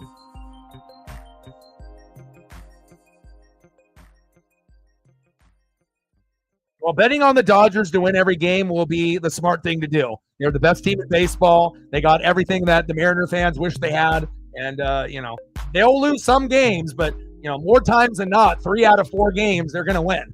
So there's not very many teams that can match up with them, player for player, team for team. Big swing and a miss. Got him. There we go, Logan.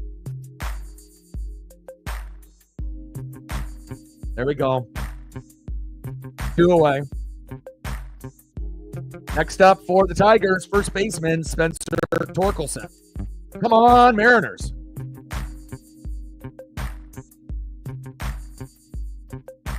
Yes, Bliss cannot hit. The only thing he can do is defend.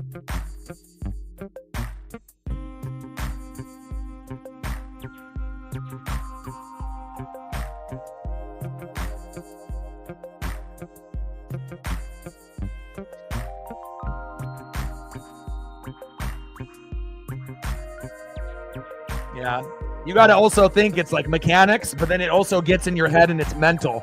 So, yeah, I wouldn't be making bets on Devers getting ahead. If anything, I would be going the other route, betting on a team that's hot like the Dodgers. And at some point, the streak will end. But again, it's in his head now, and you can tell.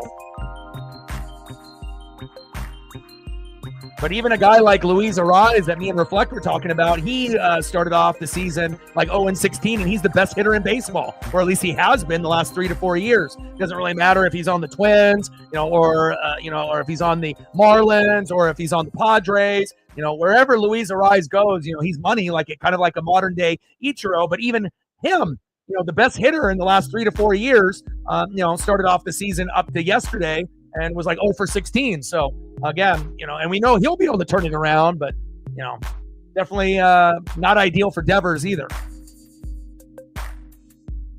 Top of the fifth, 3-0 Tigers, 2 outs, 2-2 count from Logan Gilbert to Spencer Torkelson.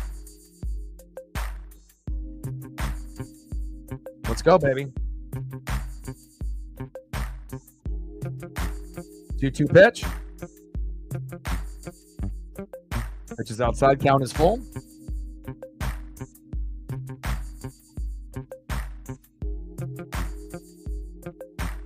Oh, Arraez finally got a hit. Good for him. But they're still winning games left and right, even if he struggles. That shows you how good the Padres are. No Soto anymore. Arraez struggling. Got him. There we go, Logan. Nice punch out. It's got to have that depth, baby. There we go.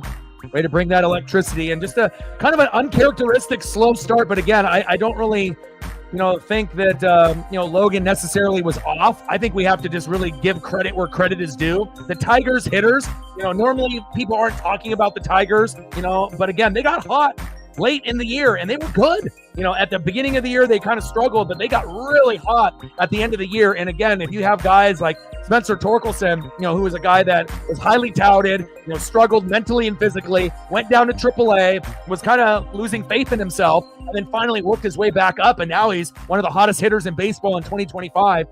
It's just kind of bad luck that we had to start off, with the Tigers this early. But again, if you watched how we played against the Athletics, which I told you that they would be a little bit better than they were last year, but again, the Mariners, if you're a bottom 5 hitting team, it's going to make everyone look, pitching-wise, like a Cy Young candidate. It doesn't matter if we're playing the A's. It doesn't matter if we're playing the Tigers. It doesn't matter if we're going against a guy that's got an ERA of a 10 or an ERA of 2. We're going to make everyone look amazing, and that needs to change.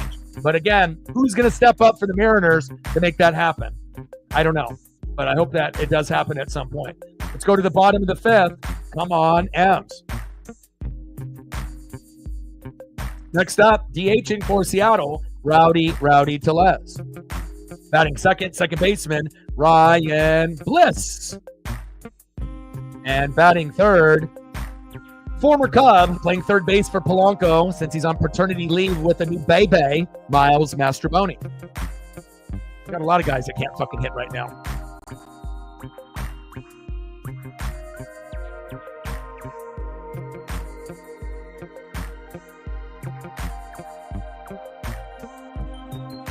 Yeah, baseball is the hardest, sport to play. Hitting a baseball is the hardest thing to do, and you could end up being the best hitter, in the last 3 to 4 years, and then obviously start off the year 0-16 in Luis Arraez. So if Arraez is struggling and he's the best hitter in baseball for the last 3 to 4 years, anybody can struggle. It can happen.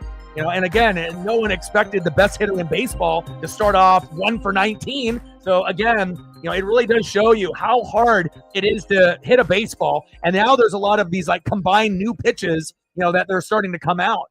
It's not just curveball, four-seam fastball, sliders. There's combo pitches and new things that are starting to come out. Like slider curves, and they have these new names for them and whatnot. So again, the amount of pitches that are available, for these pitchers to do, it used to be maybe 3 or 4. Now, and not including knuckleball, there's 7, 8, 9 different pitches depending on the skill set of the guy. And some guys have the ability to pitch 6 different pitches. So definitely not easy for a pitcher or a hitter in 2025. Bliss pops up, 2 away.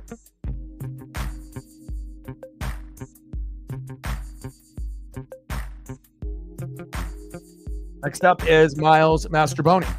I mean, it's not as much, I feel, like the NBA, where they're ego and entitled and lazy, and they're not willing to put in the work.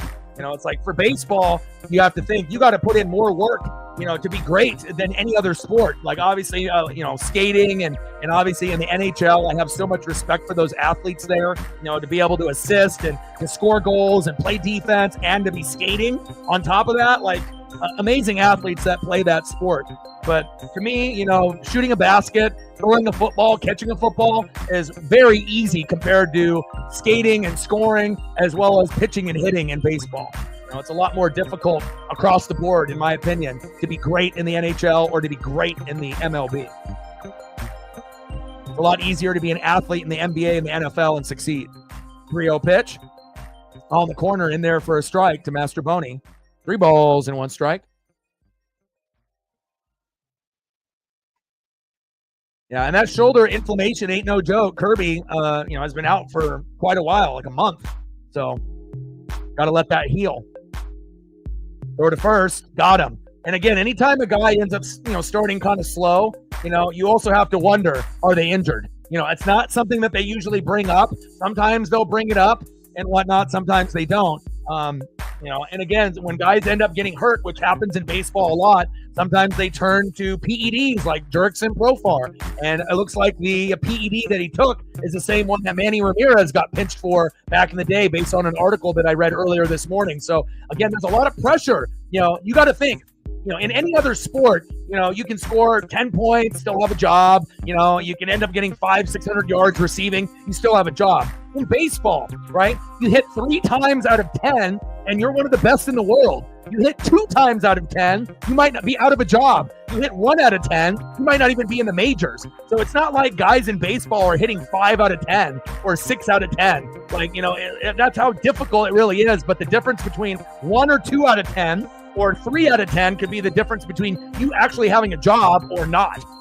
So you have to put things in perspective. And, again, giving everyone a torpedo bat is not going to solve the equation either. That's facts. Let's go to the top of the 6th. We're down 3-0. I still have confidence that we can get our first run, hopefully within the next 2 innings. And then if we can get it to 3-1, they don't score anymore, then hopefully we'll have an 8th and the 9th to try to get one run, and just try to go that route and just try to plug away, chip away. Okay? Next up is Kerry Carpenter. Come on, baby.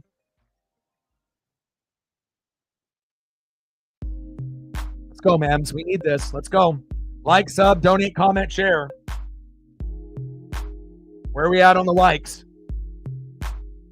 We're 8 away from 30. So if you are in the room and haven't smashed that like button yet, please do. Help your boy out. We're at 23. 7 more to go to get 30. Let's go. I got Ibanez coming in.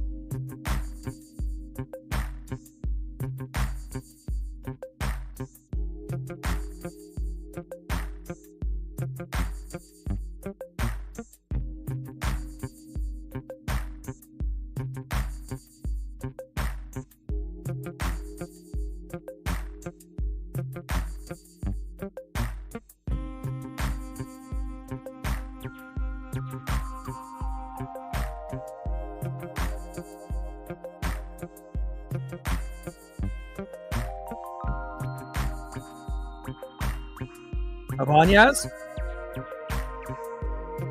Victor Robles in position as well. 1 away. Next up is Colt Keith. But I also feel with baseball players to start off 2025, I feel like the focus isn't really there yet for a lot of these players. Some players are out of shape. Some players are playing out of position, and it shows. Like, I expected a lot, from Randy Rosarina, Julio, and obviously Victor Robles. These guys can hit. These guys can defend. Player for player defensively, that should be one of the best units in the outfield. But they played like one of the bottom 5 units. A lot of times, like you see Randy being lazy, Julio out of position, and Victor out of position. And again, the outfield is a very long, space to cover. But if you're kind of leaning, towards Julio in center and the ball is going right down the line, that's going to be a double or a triple. And I feel like a lot of the Mariner players are just not focused. And again, I feel like most of the guys are in decent shape. But again, if you're not focused and you're just kind of going through the motions, this is the type of fucking results that you're going to get early in the season. That's facts. All right, we got Gabe Spire in, Pat McAfee's cousin.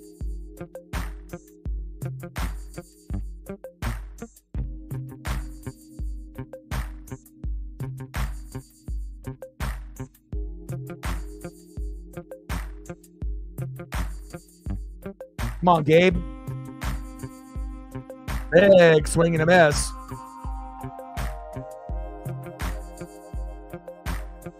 Spire on the mound.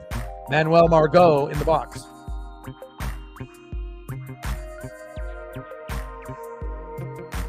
Big swing and a miss. High heater for Gabe.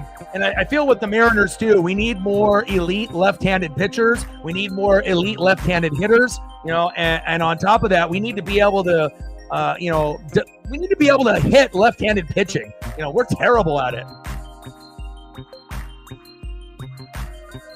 0-2 pitch from Spire to Margot. Pitch is high and way out of the zone. 1 ball and 2 strikes. No worries. Take care. Thank you for your support. And congratulations on the Blues. They're kicking ass, taking names. 10 wins in a row. Big swing and a miss. Got him. There you go, Gabe. Nice job. All right, let's see who's up next here for the Mariners. Next up, shortstop in the 9-hole, J.P. Crawford. Batting second, 1 for 2, right fielder, Victor Robles. And batting third, 0 for 2 with the K, center fielder, Julio Rodriguez. And at this at-bat, this is just me right now, okay? I don't know what JP is going to do, probably nothing. But Victor Robles needs to drop the butt down this inning, okay? And again, as long as his hand placement is okay, he won't break his hand or break his wrist, and that could get us going. Again, it's just about getting that first guy or second guy on, and you have to think outside the box. And again, we have the speed in certain guys to make things happen, but we've dug ourselves into a hole, and again, we only have 1 hit. What is this, 2024? Come on, let's go. I mean, I didn't wear the Seattle Mariner All-Star shirt that's been sitting, in a box, for the last 2 years, for good luck on April Fool's Day for nothing. Come on, man.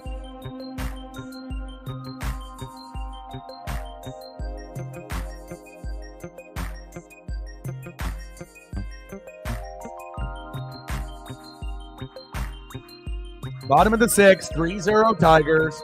Come on, baby.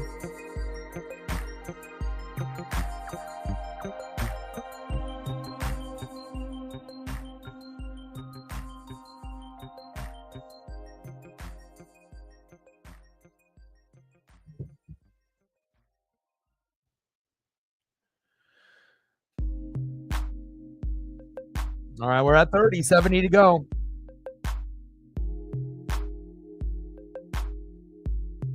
I don't know. And I think also, too, as you get a little bit older and you mature, when you hit 30, and like once you're in your like teens and 20s, it's one thing. But once you hit like 30 and up, you start to see things a little bit differently, not only in life, but in sports, And again, it's like we talked about yesterday. Life is, 10% of what happens to you, 90% on how you react. And if you overreact, things are not going to be good, and it's going to, make things worse. So again, we just have to find a way, try to be as positive you possibly can be, and try to dig ourselves out of this hole.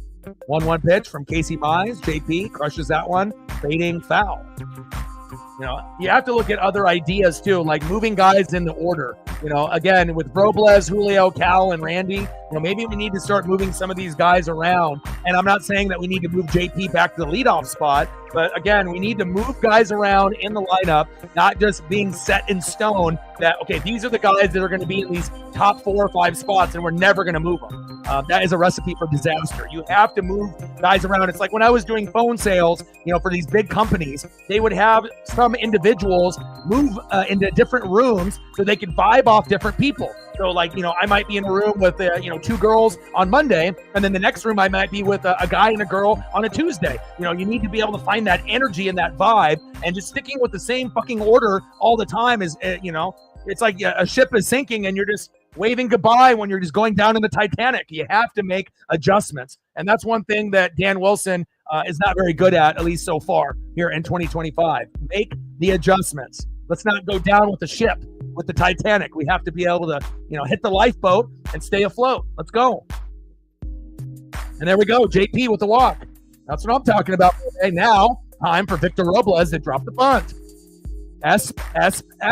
A little ESP. Let's go.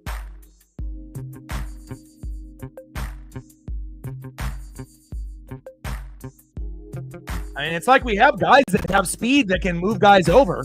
But let's see if, Victor Robles has, he loves to swing at that first pitch strike, but pitchers are getting smart on how to pitch Victor Robles and Julio. And if you notice, first pitch strikes, they don't care. They're going to pitch to the outside about a foot or 2 foot off the plate because they know that the Mariners are going to chase. And again, that's up to the players to adjust and realize that they're going to end up now, instead of going for that first pitch strike right down the middle to get ahead of the count, they can throw garbage because they know the Mariner players are not disciplined. You have to have discipline. They don't got any. 1 ball and 1 strike from Casey Mize to Victor Robles. Drop the bunt down. Come on, baby. I know you can hit. Pitch is high and out of the zone. 2 balls and 1 strike. Great opportunity here to drop the bunt. But of course he doesn't.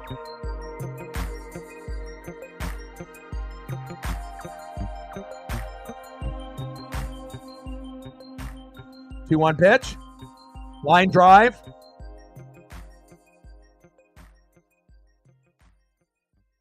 Torkelson, double play. Ridiculous. And that's why you don't do that. They need to put me on the fucking payroll. I swear, I could manage this team better than fucking Dan Wilson. And that's just a great play from Torque. And again, when it rains, it pours. We finally get JP on, and then right to Torque. Torque made a great play, and all the momentum, and then again, the everything that you worked so hard for to try to get something going just evaporated within just a second there. Next up is center fielder Julio Rodriguez, and shout out to Torque. Spencer has been playing fucking great, offensively and defensively. Wish we could say the same for our Mariner players. Pitch is high and inside. 2 balls and no strikes. The discipline. And it's spelled just like how Reflect had it. Exactly. A little DISSIPRRINNE. The discipline. 3-0 count to Julio, and just could imagine if we would have dropped the bunt down, had guys at first and second. Now Julio's at a 3-0 count. This could have been the inning that we actually caught back into the game. Pitch right down the middle for a strike. 3 balls and 1 strike to Julio Rodriguez. You have to take advantage of every opportunity that is in front of you, And again, you can definitely tell the Mariners are just going through the motions. And at least Julio ends up going to first here on a walk. Here we go. Could have been really big if we could have found a way to have JP get moved over with Robles with the bunt, maybe a wild throw to first, and maybe the score is 3-1 right now.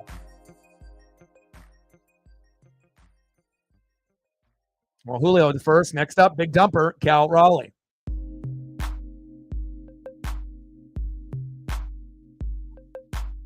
It's like we can't afford to get into double plays. When you only have like a hit or 2 in like 4, 5, 6 innings of play, you can't afford double plays. You barely have a chance to even get on base. So every single mistake is magnified. Every single out is magnified, And there goes Casey Mize, but he did a great job. Again, we make everyone look like a Cy Young superstar. Come on, big dumper. And let's see, hopefully that we have a right-handed pitcher coming in, because again, not that Cal can't hit a left-handed pitcher from a right side and hit a homer. Hopefully we can get something going here with big dumper. But, if we're just being, brutally honest, Victor Robles has been some shit. Julio's not been good. Cal, not been good after getting the new deal. Randy, probably the best one out of those first 4 guys, and obviously the best player on the Mariners, as far as hitting is concerned. Defense, he's terrible. Jorge Polanco. He couldn't play defense at second. Who the hell thought that he could throw it further distance from third to first? Little ass noodle arm.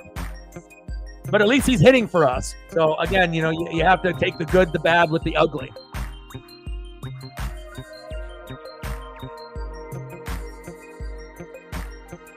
You a big Rays fan? How long you been a Rays fan for? Yeah, exceptional for Casey Mize. But again, we make everyone look great. I mean, literally, it doesn't have to be Scooball tomorrow that looks great. Like, we can literally have anybody that has an ERA of 3 or under look like a Cy Young candidate. It could be someone that has an ERA of like 12 and we'll make them look great, and they'll have like a one-hitter. I mean, it happened to us last year, and it does happen often if you end up being bottom 5 and hitting. Things need to change. They'll never let Eugenio Suarez go. I will never forgive them for that. Letting Robbie Ray go, fine, but not Eugenio Suarez. We can find another third baseman that can hit 30 to 40 homers and defend third as a top 10 defender in the league. Idiots. But, shout out to Gino. Good vibes only. And that was another thing that I miss. Good vibes. He always brought you good vibes and could pick the team up, when other guys may not be able to do it, I miss him. I really wish he was still here. First pitch to Cal Raleigh as we have a new pitcher in the matchup here for the Tigers. Finding the count 0-1. Come on, big dumper. Come on, baby. Tridents up. High fives in the locker room and into the dugout. Back. Fucking get a hit. Come on, Cal. 0-1 pitch. Cal crushes that one, fading foul.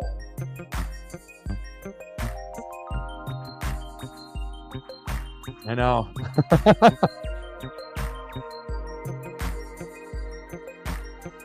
Yeah, I was going to say, I was waiting for you to bring that up, because I always look at all the stats. I'm a stat nerd. That's all I do all day, every day. I'm always looking at stats and information and video and film. And, your Auburn, organization there for the Tigers, for college. And it seems like they have sprinkled in quite a few stars in the MLB, NFL, and the NBA over the years. 1-2 pitch. Popped up. And we leave a guy stranded. What's new? We definitely lost an opportunity when JP ended up getting on with a walk. We should have dropped the bunt down. We didn't. Torque makes a double play. Julio gets on, gets stranded. And hard to win games when you only have one hit, let alone one run at this point. Brutal.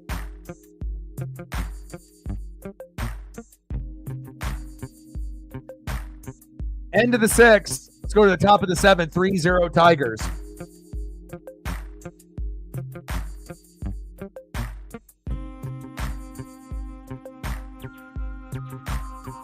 Next up for the Tigers, shortstop Trey Sweeney.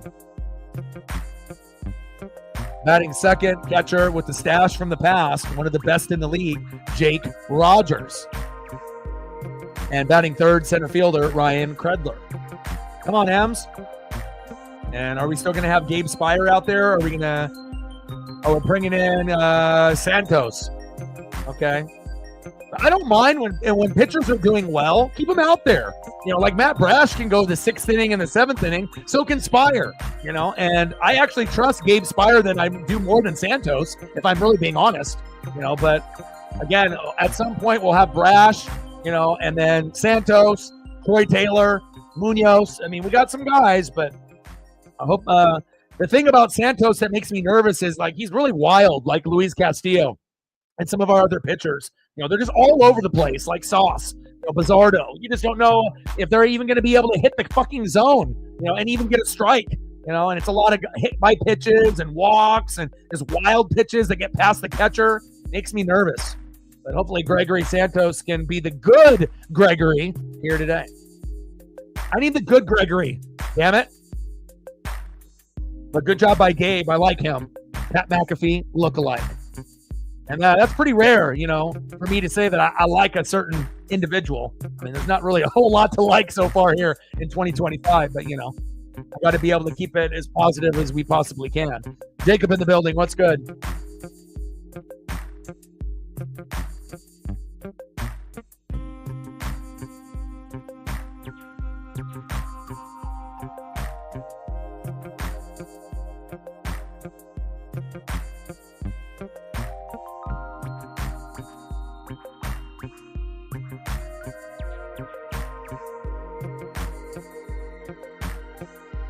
Well, we can't listen to anyone that's named Kyle. Sorry, bud. Sorry, Kyle. Can't trust Kyles. It's not as bad as Karen, but, watch out. Top of the 7th, 3-0 Tigers. Santos on the mound, Sweeney in the box. Little ground ball dribbler, throw to first, one away.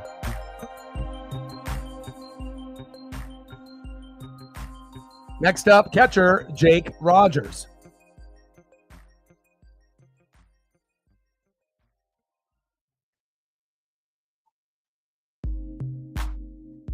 Someone's going to have to keep us, because again, I'm going to be the only guy that's going to be doing pretty much every game throughout the year, and again, we're going to call a spade a spade. When people are doing shitty, we're going to call them out for it, but again, when things are going terrible, there has to be a saving grace, and that's going to be me, here for you guys, and again, there's not going to be any sugarcoating, again, when things are good, you're going to know it. When things are bad, you're going to know it, but we don't need to pour any extra fuel on the fire unnecessarily.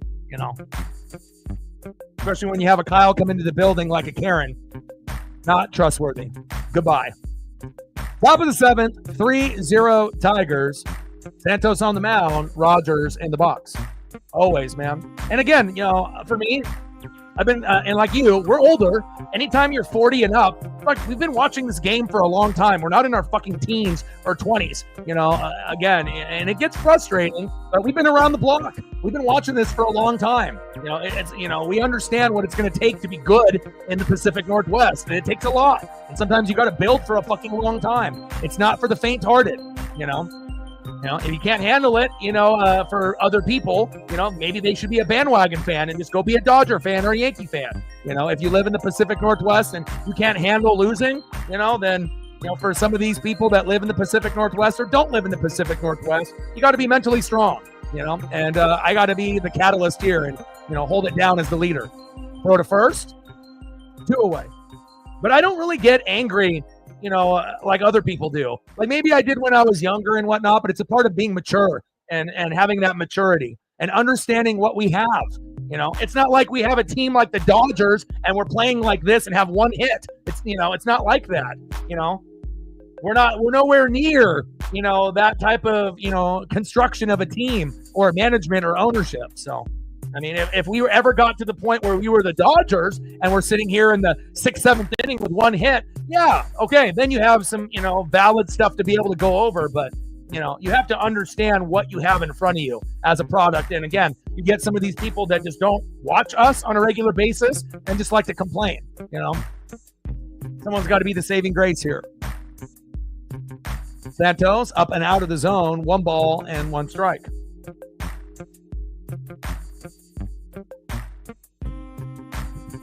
And there's nothing wrong with being a Yankee fan or a Dodger fan. Hell, my dad's been a Dodger fan from the 50s. I'm not bandwagon, watching elite teams is fun. It's a fun time, when you can end up watching teams with torpedo bats or not, doing big things. Watching Aaron Judge is amazing. Watching Shohei Ohtani do his thing is awesome, It's like, unfortunately, we might have a guy named Julio Rodriguez who's like a popular name, but he's not on the same, stratosphere as Aaron Judge or Shohei Ohtani, nowhere even close. So, unless Julio is going to really be dedicated to his craft and, watch film, put in that work, he's just going to be known as a good player. He's never going to be a Hall of Famer or an elite player unless things change. So.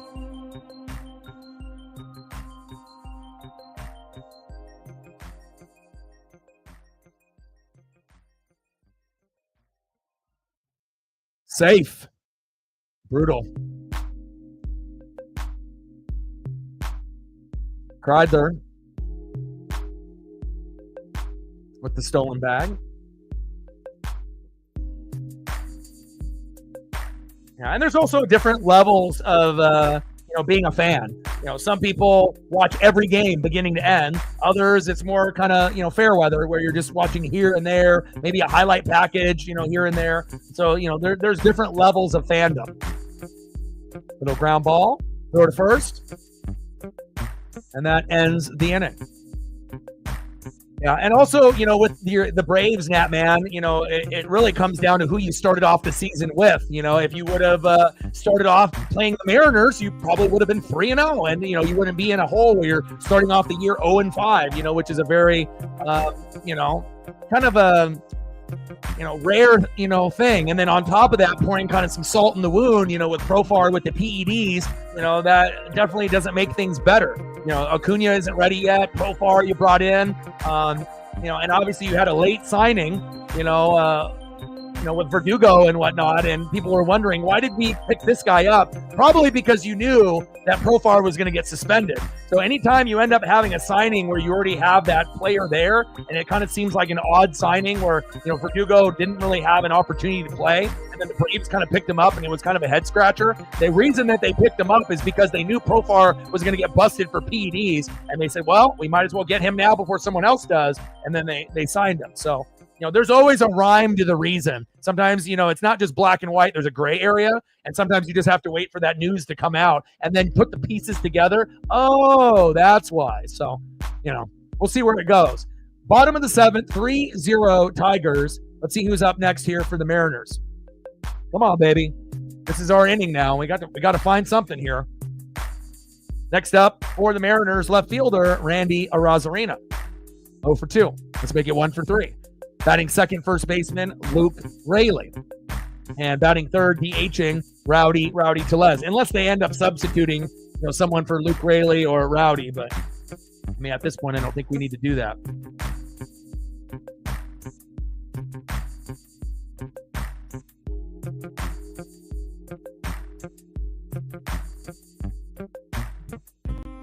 And I'm not going to be right about everything. But again, I really take a lot of pride, for reading and film study and covering so many things. And I feel there's so much misinformation and, things that are out there for clicks. It's nice to be able to not have stupid hot takes like you see on every other, TV program, podcast, Cowboys going to the Super Bowl. You actually are going to get some substance here, And again, not everyone will ever fully agree with me all the time. Not everyone is going to be 100% right, including me. But I definitely feel that, for me and the people in the room, we're going to have a little bit more of a pulse on what's going on, compared to maybe some other channels that are out there. That's for sure.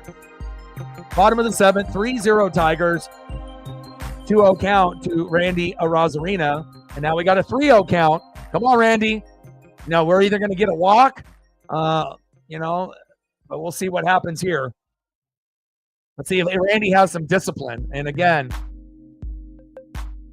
takes a strike, 3-1 count, but should be a walk.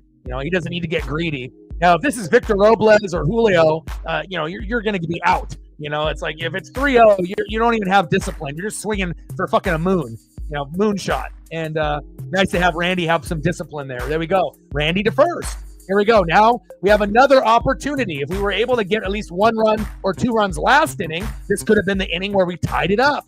We look like shit. But then we can end up finding a way late in the game, usually when starting pitching goes out, in the 7th, 8th, and 9th. And it's kind of a shitty way to be a baseball fan where you suck for 6 innings and then you have to sprint the last 3. But the Mariners are kind of a sprinting team where, we are pretty good, in those last 3 innings. But again, we have to be able to see if someone will be able to step up here like Luke Raley. Come on, Luke.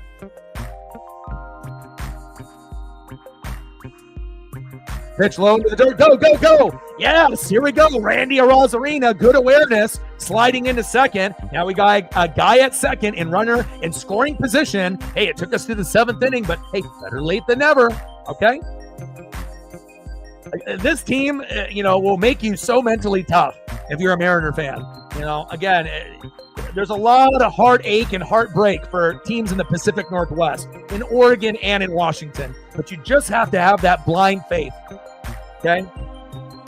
And sometimes I can will us to a victory, have a little bit of ESP, but it's not going to be, sports gods are not going to be on my side every time, especially if you're a Mariner fan, because pretty much you're asking for extra help every fucking game, because the team ain't doing it on their own. Raley chops that one foul because they lack discipline.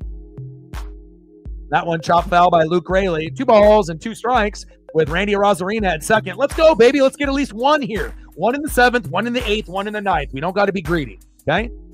Come on, baby. And then once we get 1, then we can start talking about, again, that second run. 2-2. Small piece there. Come on, baby. Oh, discipline. But again, got to move guys around in the order. Again, we have been too, generic and stationary with the lineups. They need to change. Ground ball, dribbler, throw to first, underhand throw. Runner advances to third. There we go. We got Randy to third at least there. One away. Next up is DH, Rowdy Tellez.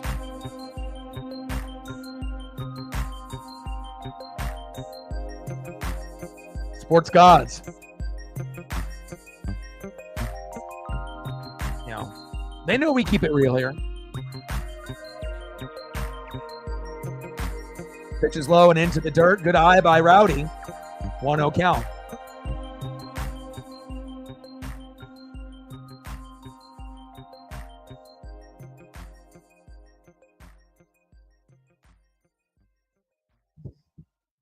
First base runner since the first inning. Is that good?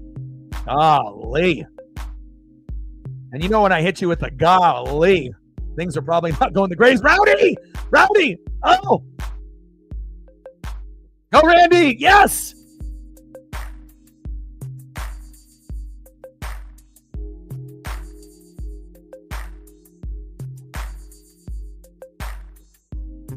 See that? I'm telling you, man. All the other people, you know, they would have turned the game off, bitching and complaining. The ownership, the GM, we can't hit. You know, you need someone like me, you know, to be the leader, you know, for people to be able to follow and be like, all right, let's you know, O-Dog says we're going to, you know, and then, you know, there we go, 3-1. We should have had a run in the previous inning. You know, again, if Victor would have dropped the bunt down, I think we would have gotten at least one. And then right then we would have been only down 2, or hell, maybe the game would have been tied. See, it's all about waiting for the starting pitcher to go out, and that's when we capitalize. And it sucks, you know, when you end up only getting one hit or, you know, barely anything for like 6 innings. It's hard to be a fan to watch your team play like shit for 3/4 of the game, but it gives you those last 3 innings, you know, to try to sprint to the finish. And, you know, sometimes miracles happen. Believe you me. Let's go. 3-1 Tigers. Good job, Mariners. You got to take little wins. You know, you got to crawl before you walk. Here we go. Come on. Next up is Ryan Bliss, who obviously isn't the greatest hitter, more of a defender. But again, we got to wait till our farm guys are ready before we make some replacements. And like I mentioned, you can't get greedy. You know, what did I say? Get one here, one the next inning, one in the 9th. You know, because once you start asking the sports gods for 2 or 3 or 4 runs in an inning, then they just start fucking looking at you and they shake their head and they're like, oh, this motherfucker is asking way too much. Their team stinks, you know, and this guy wants fucking three runs all in one inning. Not going to happen, O-Dog. So that's why you have to be able to understand you can ask, but you don't ask for too much. Big swing and a miss. And my prediction was true right there. Hey, we lack a discipline, but I did give you one. And now we're down 3-1. Now we can get one in the 8th, one in the 9th, and then we'll see what happens from there. Here we go. My Esp is strong, baby. Let's go. Discipline.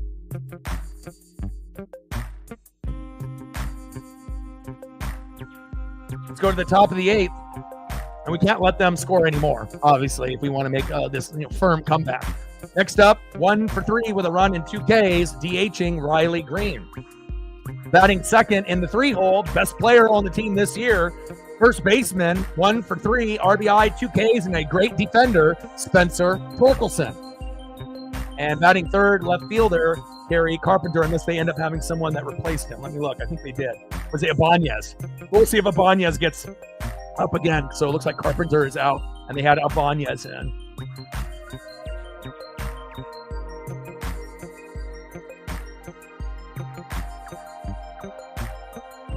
Andy Ibanez.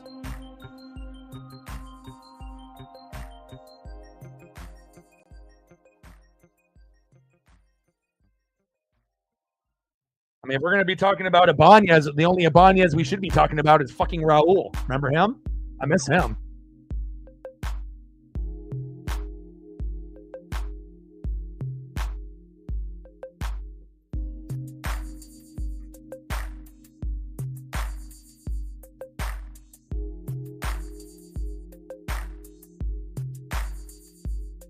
All right, so Carpenter, and then we'll have, where's my Ibanez photo? Here he is. Here he is, Andy. No relation to Raul.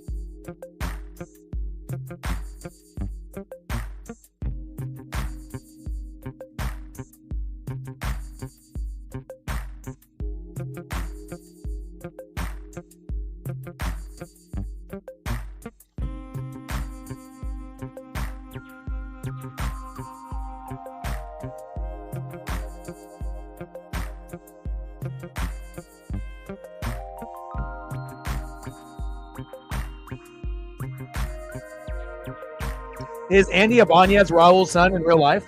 I mean, I haven't looked it up to see if there is a relation there. Uh-oh. Back. Gone! Oh, no.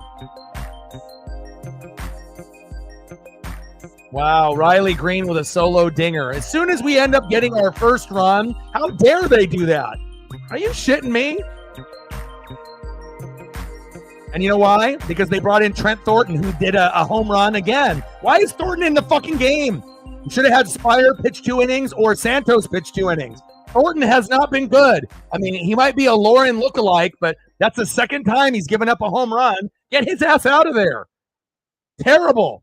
And Randy misjudges it. Why? Again, I get it. The normal rule of thumb, it's like, oh, you're going to have a pitcher come in and relief and pitch 1 inning. But if they're doing well and our bullpen has been terrible, let them go for 2 innings. Let Gabe Spire go too. Let Santos go too. Don't bring in a guy that's not good. Lee.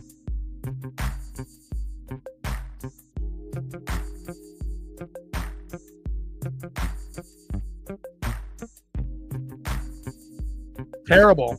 You might as well put Trent Thornton there with Sauce and fucking Bizzardo. Come on, Trent, you bum. Terrible.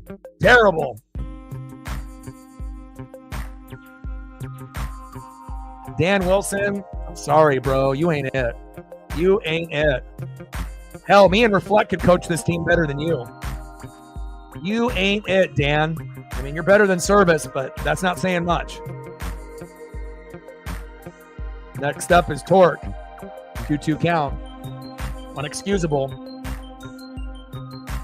And it sucks, when you finally get a run and you want to be able to at least, celebrate, for a little bit, But of course, when it's the Mariners, you can only celebrate for about 30 seconds, and then they do something right back at you.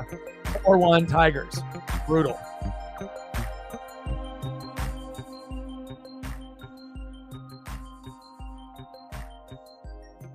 Well, now, you've had Thornton come in twice and give up home runs twice. We better not see him, not worthy of a guy coming out there. It's like every time you go out there, you give up a home run. Why do we keep playing you? Especially when you have a guy that can, go 2 innings like Santos or Spire. You dummy.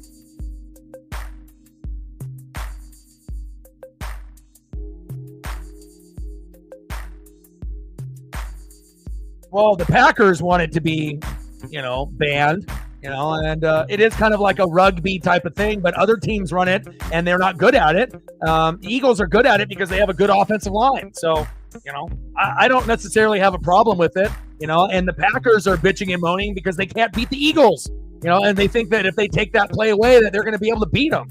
So it's kind of petty, It's like, if you want to be able to win, how about get better defensive line to stop it?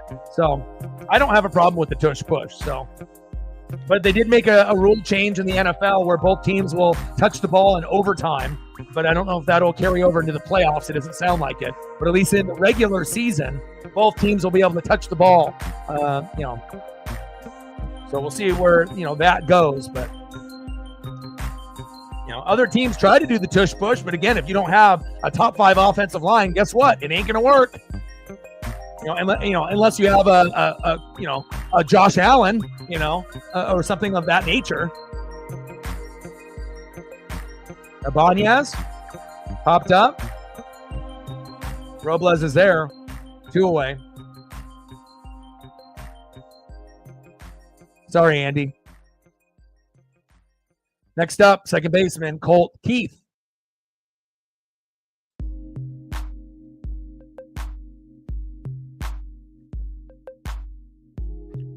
ESPN just ran something. 16 teams are in favor, so half. How many teams need to vote for it to get banned? What's the percentage of the teams?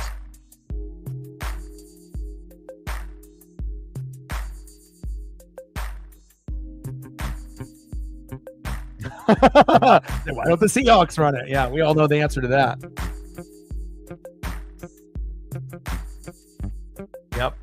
Yep. To me, it's the most important position in football. Everyone talks about quarterback, running back, wide receiver, tight end. Not important. And people, yes, it is. It's not. Because again, if you have offensive line, defensive line, O-line, D-line, coaching, play calling, defense, that's what matters. And then anything that you have at quarterback, running back, wide receiver, and tight end will be significantly better if the O-line and the D-line is good. Now, if you have elite quarterback, running back, wide receiver, and tight end, and your O-line is shit, you're not going to do anything, But again, some people realize that and some people don't. And again, you have to have proper evaluators in the building. And if you look at the NFC West, the Rams, by far, have the smartest, most intelligent people in the building. And again, even they lost Aaron Donald, it didn't matter. And they were, literally a couple plays away from knocking off the Eagles. And again, they don't got Aaron Donald anymore. You got old Stafford, but he can still get it done. You got Kyron Williams. You got Puka. Now you got Devontae Adams coming in. Cooper Kupp is a little older now, and, he ain't going to be the same that he was from a few years ago, and he's injury prone, right? Jared Verse was a great pick. It definitely shows you when you look at what the Niners do and the Cardinals do and the Hawks do compared to what the Rams do. It shows you the Rams are like the Buccaneers. It shows you they got smart, intelligent people in the building and they don't miss. And again, some teams, they think that they know what they're doing, but they have fucking no clue. Oh, God. Now we have Jonathan Diaz coming in, and this is the guy that we brought back up from AAA for Emerson Hancock for the roster spot. And this guy isn't good either. Oh, God.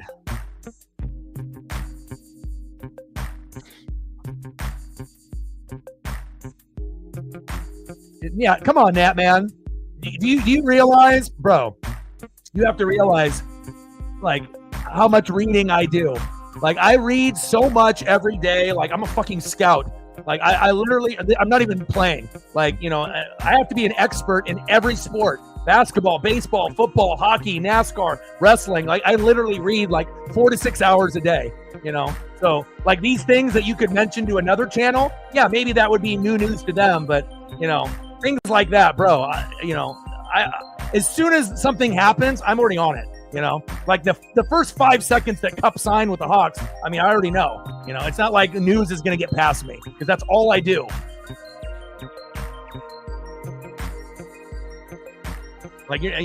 Every once in a while you might have something that slips through the cracks, maybe Auburn information because that's you, but you don't need, you telling me that Cooper Kupp is on the Hawks is I'm not brand new to sports, bro. You have to understand the 4 to 6 hours of reading that I do every day. I don't say that I do it. I do it.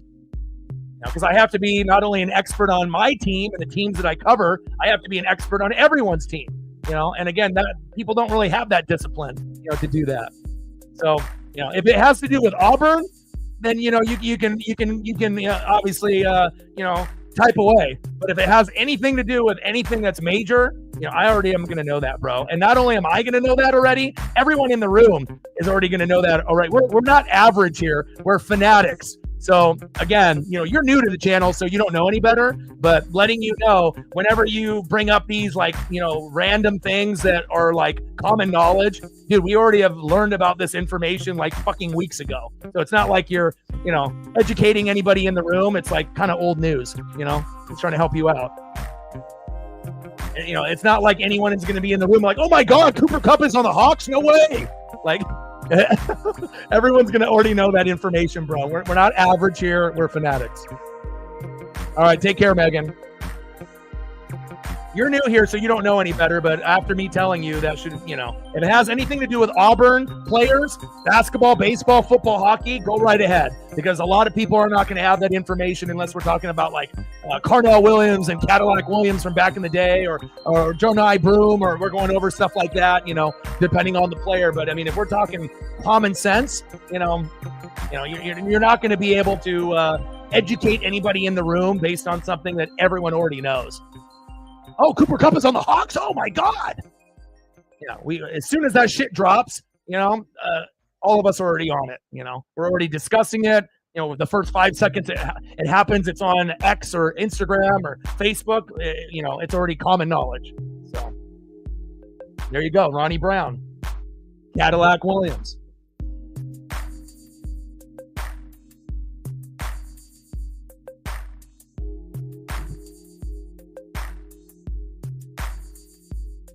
Bottom of the 8th, 4-1 Tigers. Next up is Miles Mastrobuoni.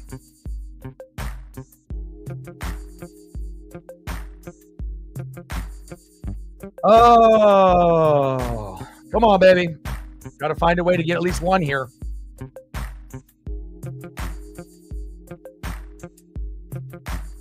I mean, again, if we were dumb here, and didn't really follow a lot of things, then yeah, that might be maybe some new information for some. But, again, I feel like, if we did Sports Jeopardy against any other sports channel on YouTube, we would win, So, again, there's a lot of channels out there, and there's a lot of, rare knowledge and common knowledge. But, things like that are not slipping through the cracks.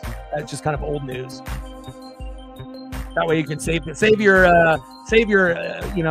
fingers for typing some Auburn information that might be able to give some insight.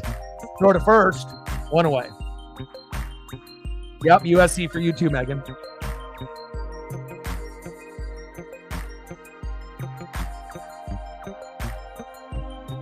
Next up, 0 for 1 with a base on ball and a K, shortstop, J.P. Crawford. I just want to help you out so you don't come across as like dumb, or like flow, or bringing up stuff that everyone already knows. Like, I'm trying to help you. I'm trying to help you out, my guy.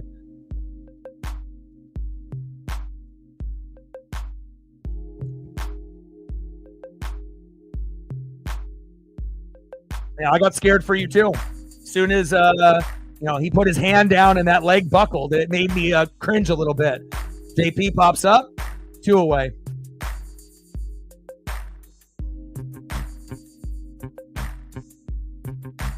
Next up is right fielder Victor Robles, 1 for 3.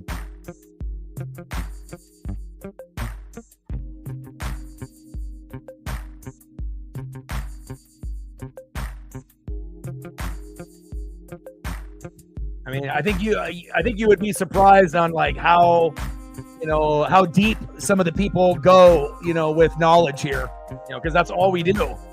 It's all about watching, games and reading and, and also going deeper than anybody else. That's what we take pride in here. So big swing and a miss behind in the count, 0-2.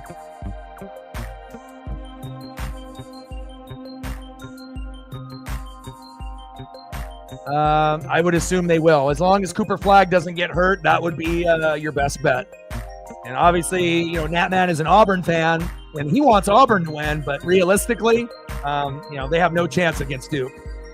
Again, but, we'll see how it goes. Every team that has made it, you got all 1 seeds, so what? Auburn and Houston are the underdogs. Florida and Duke are, the heavy favorites, but again, if someone gets hurt or they play shitty D or they miss a bunch of free throws or there's some controversy with the reffing, yeah, shit could happen, and you could maybe have something weird happen. But, realistically, the champion this year should be Duke. And then after them, Florida. And then after them, Auburn. And then after them, Houston. So in that order.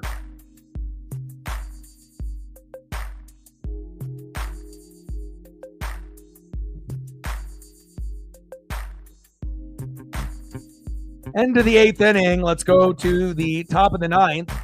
Let's see who's up next here for the Tigers. They really just stole that momentum that we had, getting that 1 run. How dare they? Next up, 0 for 3 with 3 Ks, Manuel Margot.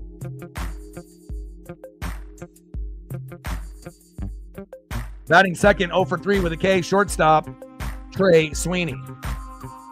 And batting third, catcher, stashed from the past, Jake Rogers. And I think also, too, people don't realize, half of the fan base on the channel might be, under 40, 18 to 40 years old, but the other half of the fan base is 40 to 90. So you have to understand when you get people that are older on the channel, a lot of them, this is their life. This is what we do. A lot of film, a lot of reading, a lot of game watching. So, things might slip in the cracks on other channels, but not here.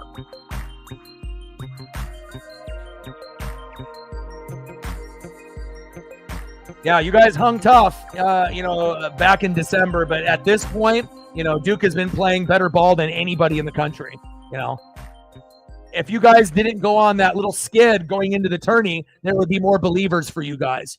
But again, you can't play your worst ball, and even if you're looking at the losses, everyone that's a 1 seed only has like 3, 4, or 5 losses. But again, out of your 5 losses, if you had 2 of them within the last 2 weeks going into the tourney, that's definitely kind of a turnoff for a lot of people. Because again, you want to play your best ball, obviously at the end of the year, not losing games, crawling in, and then hoping for the best. And then also, having issues with free throws and defense. If you can't make your free throws and you can't play D, you're not going to be able to beat a team like Duke.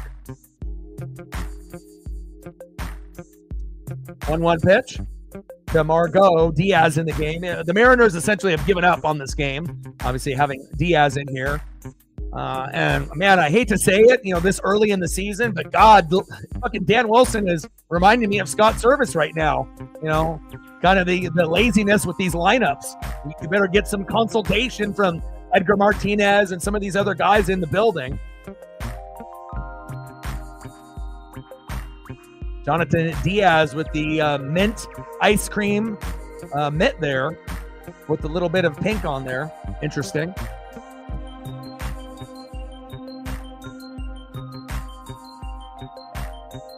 Yeah, and again, I don't know how many, sport channels that have over 20,000 subs, that are going to have as many people in, 40 and up. Again, we got some really, really special, intelligent people a part of this channel. Chopper. Ooh, nice catch by JP Crawford. Defensive gem of the game besides that torque double play. Nice job, JP.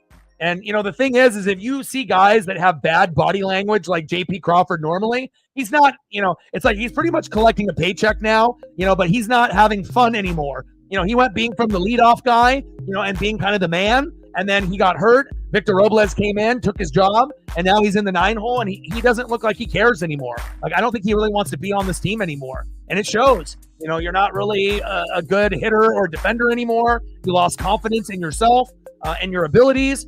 Seems like, you don't want to be here. And again, we already are having a hard time enough, having guys that can hit and defend. But, that was a good play by JP Crawford there. But, sometimes the harsh reality is that, you're not good enough anymore and you need to be replaced or upgraded.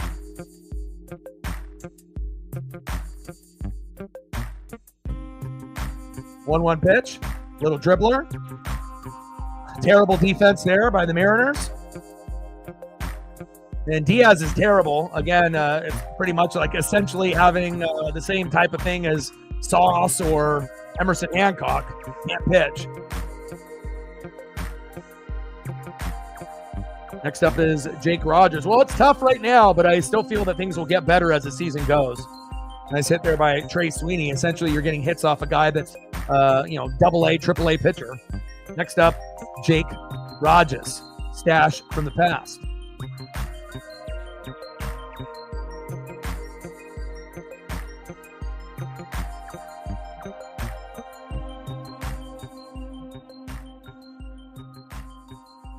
Pitches outside. 2 balls and no strikes.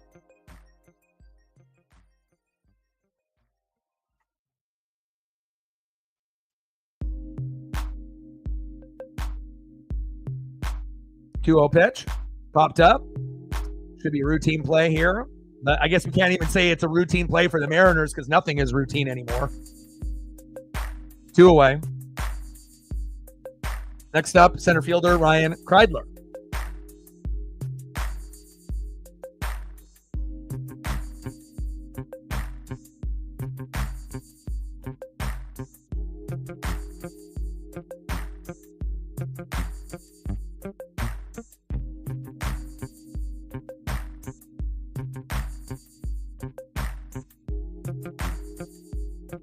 Throw to first.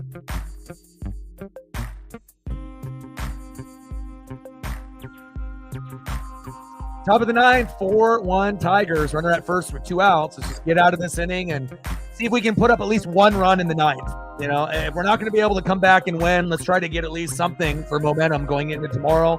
And again, kind of looks like we're going to get swept. You know, not being negative, just being honest. We got Scuball on the mound tomorrow at 1:10 Pacific, going against Luis Castillo, who, you know, as far as our starting 5 is concerned, is the worst. You know, Hancock obviously is in AAA now, and Miller and Wu and Kirby and Gilbert are a lot more trustworthy. Now, every once in a while, Castillo can have a good game. It's like 1 out of every 4 or 5. And what are the chances that he's going to have a lights-out game against a team that has been red hot in the box? And we're going against Scuball. So, you know, I'm going to still call the game and wish for the best, but hopefully the bats come alive because we're going to need 4 runs tomorrow, at least, in every game. You know, and again, if you can't get to 4, you ain't winning.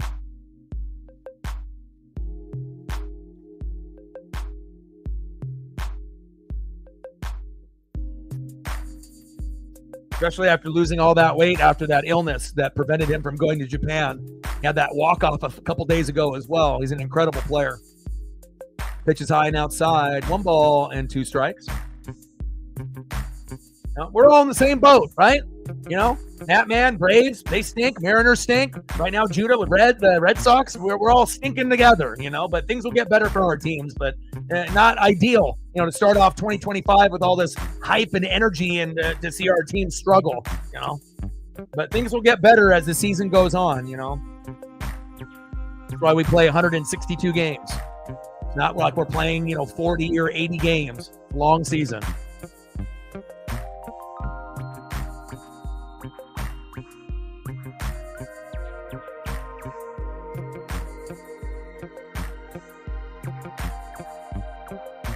That one fouled off by Kreidler.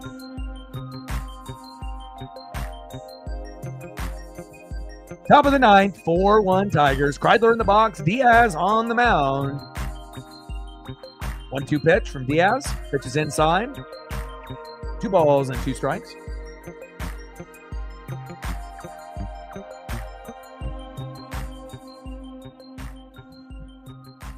But at least for, you know, you, Judah, for the Red Sox and Natman for the Braves, at least you guys have been to World Series and understand what that means and have been able to celebrate and cheer your team going all the way. You know, me and Reflector here, you know, being OGs, and we've never seen our team even go once, let alone win one. So, you know, be thankful for what you have with the history with the teams that you guys root for. You know, not every year is going to be our year, so to speak. Big swing and a miss. Diaz gets out of the inning, and all we got to do is get 3 runs, 4 to win.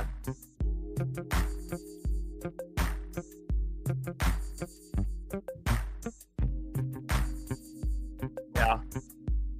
It's a big blip in time for the Braves and the Red Sox, but imagine being a Mariner fan and never even being able to go to one, let alone win one. Then it puts things in perspective.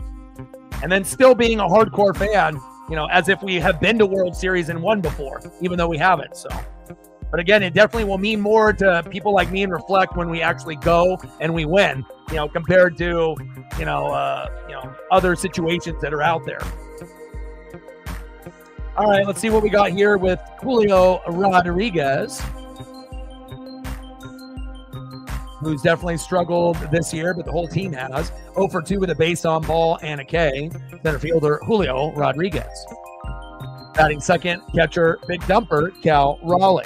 And batting third, left fielder Randy Arozarena. And this would be the 3 guys that you probably would want to, you know, have an opportunity, but we'll see what happens here. And obviously, not having Polo in the lineup with paternity leave has hurt us as well. But again, not bunting at all this game. You know, again, there's so many things that, you know, if you look at stats and analytics, and it doesn't have to be just money ball, but Dan Wilson, you know, obviously, and a lot of other managers, they don't get it. You know, you have to be able to adapt to this new game, new rules, you know, no shifting and then the pitch calm. You know, bunting could be a real threat, you know, if you actually did it 3 to 4 times a game. But a lot of these teams are too stupid to realize to implement that. Michael in the building, what's good? Yeah, well, that's how it goes, brother. It's just like your Giants for the NFL. Not all of our teams that we root for are going to be good. Sometimes it's going to be tough sledding, for some of us and our teams that we root for. Like, sub, donate, comment, share. You haven't smashed that like button yet. Please do. And plus, someone's got to be the saving grace for the Mariners. No one else is going to dedicate their love and energy and time like me, whether we win, lose, or draw. We need 2 more likes to get to 30. If you're in the room and haven't done it yet, please do. Help your boy out.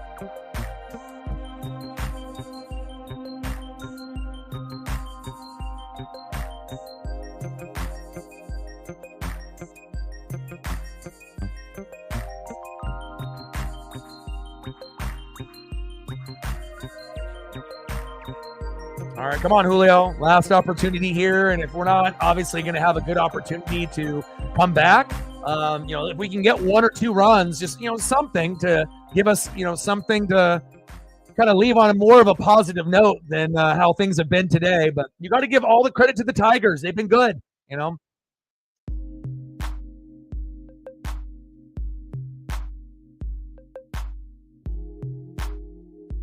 2-0 count, and then Julio gets hit by a pitch.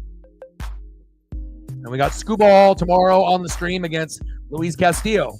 And again, if Dan Wilson actually had a fucking brain, as Julio gets hit there, high and tight, obviously at the shoulder towards the head, if we would have had Wu going tomorrow as the 2, or, even Bryce Miller, that would be better off. But for some dumb reason, they think that Castillo, just because you've been an opening day guy for the last few years, that they only drop him down 1 spot. You should drop him down all the way to the 5 spot, because in reality, Miller, Wu, Kirby, and Gilbert are a billion times better than Castillo, in my opinion. The stats don't lie. Men lie, women lie, stats don't lie. Appreciate that, AM.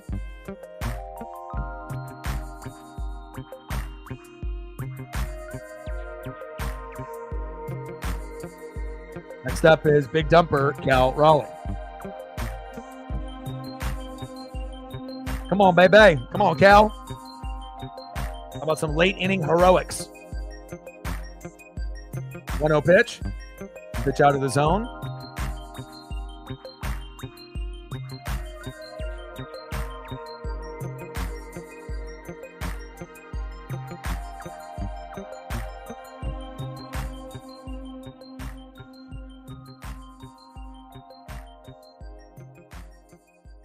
Popped up. Easy routine play for the Tigers. 1 away.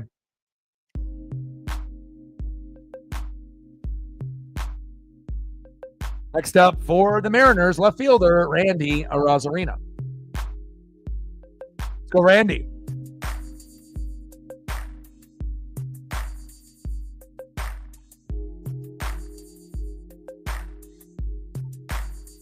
Nice.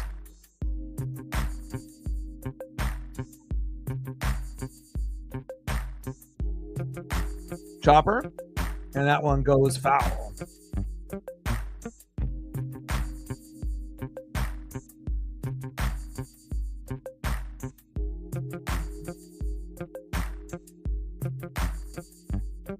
Yeah, Dodgers, they're in a whole nother category. Again, the only team that can beat the Dodgers is the Dodgers themselves. And again, it's going to be like that for a while. And they got the Japanese pipeline. So, good luck to everyone else, and again, they're going to have injuries, to some of their pitchers. Some of them will have Tommy John, but they have so many guys that can fill in for the guys that get hurt that it doesn't matter. It's like, you had the first 2 guys go down with season-ending injuries. Well, they got 6 more that they can, have in the lineup, and they don't even skip a beat. So, like every year, it's kind of like when Brady and Gronk and Belichick were running the Patriots. It's like every year moving forward, the Dodgers should be the team that's favored to go all the way. And that's just how it is. No torpedo bat from the Yankees. Obviously, that's been helping them, early on, but I don't really see anybody beating the Dodgers in a 7-game series.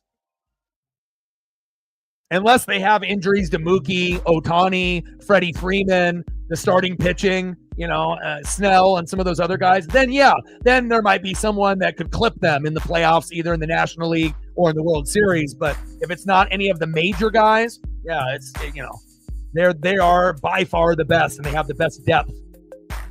Pitches outside, 3 balls and 2 strikes to Randy Arozarena. Appreciate you. $6 holla. First dono to the channel, I believe. Stacks on stacks, racks on racks, little Cactus Jack. Bang, bang. Yeah, and, not only do I do Mariner games, I do every fucking Mariner game. I'm trying to do about 150 out of 162. So, throw to first, 2 away. And I appreciate that. Toddy, you got a favorite player that you want me to throw up photos for? HD 4K photos of an throwback player or player that's on the team now. It can be whatever you like, but I appreciate you very, very much. Every dollar counts. Every sub counts. Every view counts. As my pup comes into the room. Hi. Hi. You love Dad?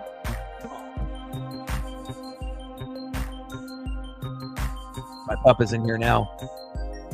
But I appreciate you, Toddy. Let me know what you want to do photo-wise, and I got you.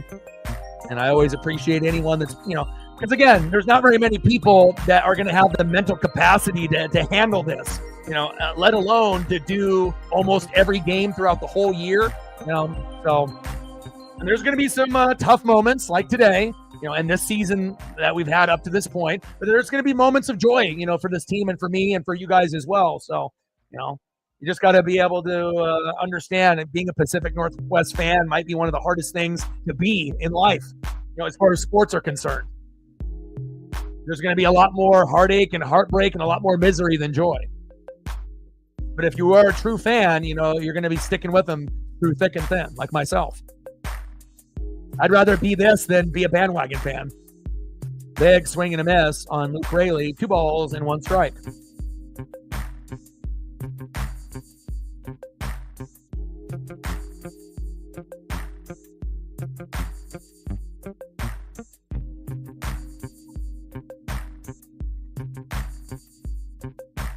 Little dribbler. KTOD. Gotcha.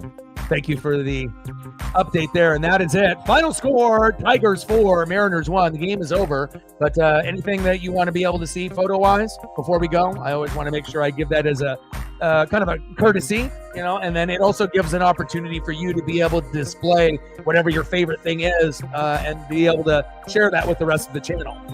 It could be a throwback player. If you don't want any type of photos, that's fine. But if you want anything, KTOD, you let me know. But I do appreciate the love and the support. Hopefully you're subbed to this channel already. And I appreciate you very, very much.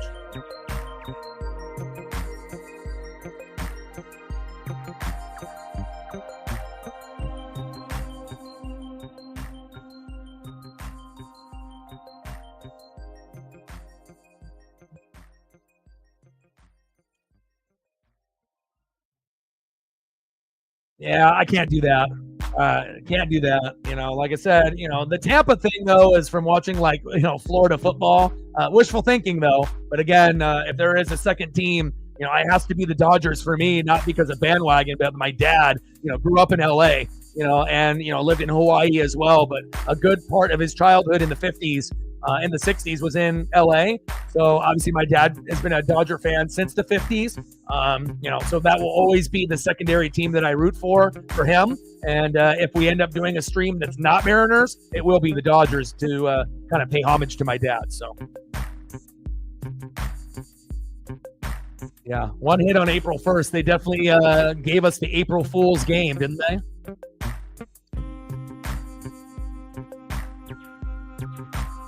KTOD, last chance. Anything else that you want to be able to see? We did gain a few subs, which is always good.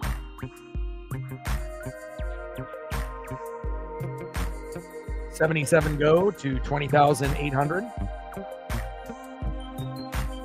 Yeah, tough one. And again, I will be live at 1 o'clock tomorrow for Scuball and Castillo. Probably, we're going to get swept, but again, I'm going to stay positive and we'll see what happens. And then Thursday, Probably we'll do the Blazer game because we don't have Dodgers or Mariners, just something to do as a filler screen because obviously I have bills to pay and I'm going to grind because that's what I do. And then Friday, Saturday, and Sunday, we're going to go against the San Francisco Giants, which will be, kind of a sleeper team to play, and it'll be like kind of playing the Tigers. I think it's going to be tough. It's not going to be easy. And then after we play the San Francisco Giants Friday, Saturday, and Sunday, and I'll be doing all of those games, then Monday, Tuesday, Wednesday, we're going to be playing the fucking Astros. So one of our main rivals. So it's definitely going to be very, very tough. So I love you guys, and I appreciate you guys very, very much. Thank you for the support. Appreciate you. KTOD. Shout out to Judah and Reflect. Michael, great seeing you in the room. Obviously, every time that we can hang out, even for just a little bit, it is a joy. We got there we go. We got to see Gary Payton throw a strike. That was probably the highlight of the day, right? But I love you guys, and I appreciate you guys. Keep your head up for all of you other fans that are fans of the Braves, like Natman, Judah, and the Red Sox. I mean, we can end up being depressed, so to speak, to a degree together. But remember, things will get better. You just got to be patient. And I know that is a hard thing to be able to, be real about. But again, it's not easy for some of us as fans. So I love you guys, and I appreciate you guys very, very much. And I got one question for you. Well, talk sports like us. Your boy Ryan, Northwest Sports Fanatics, and I am out. Okay.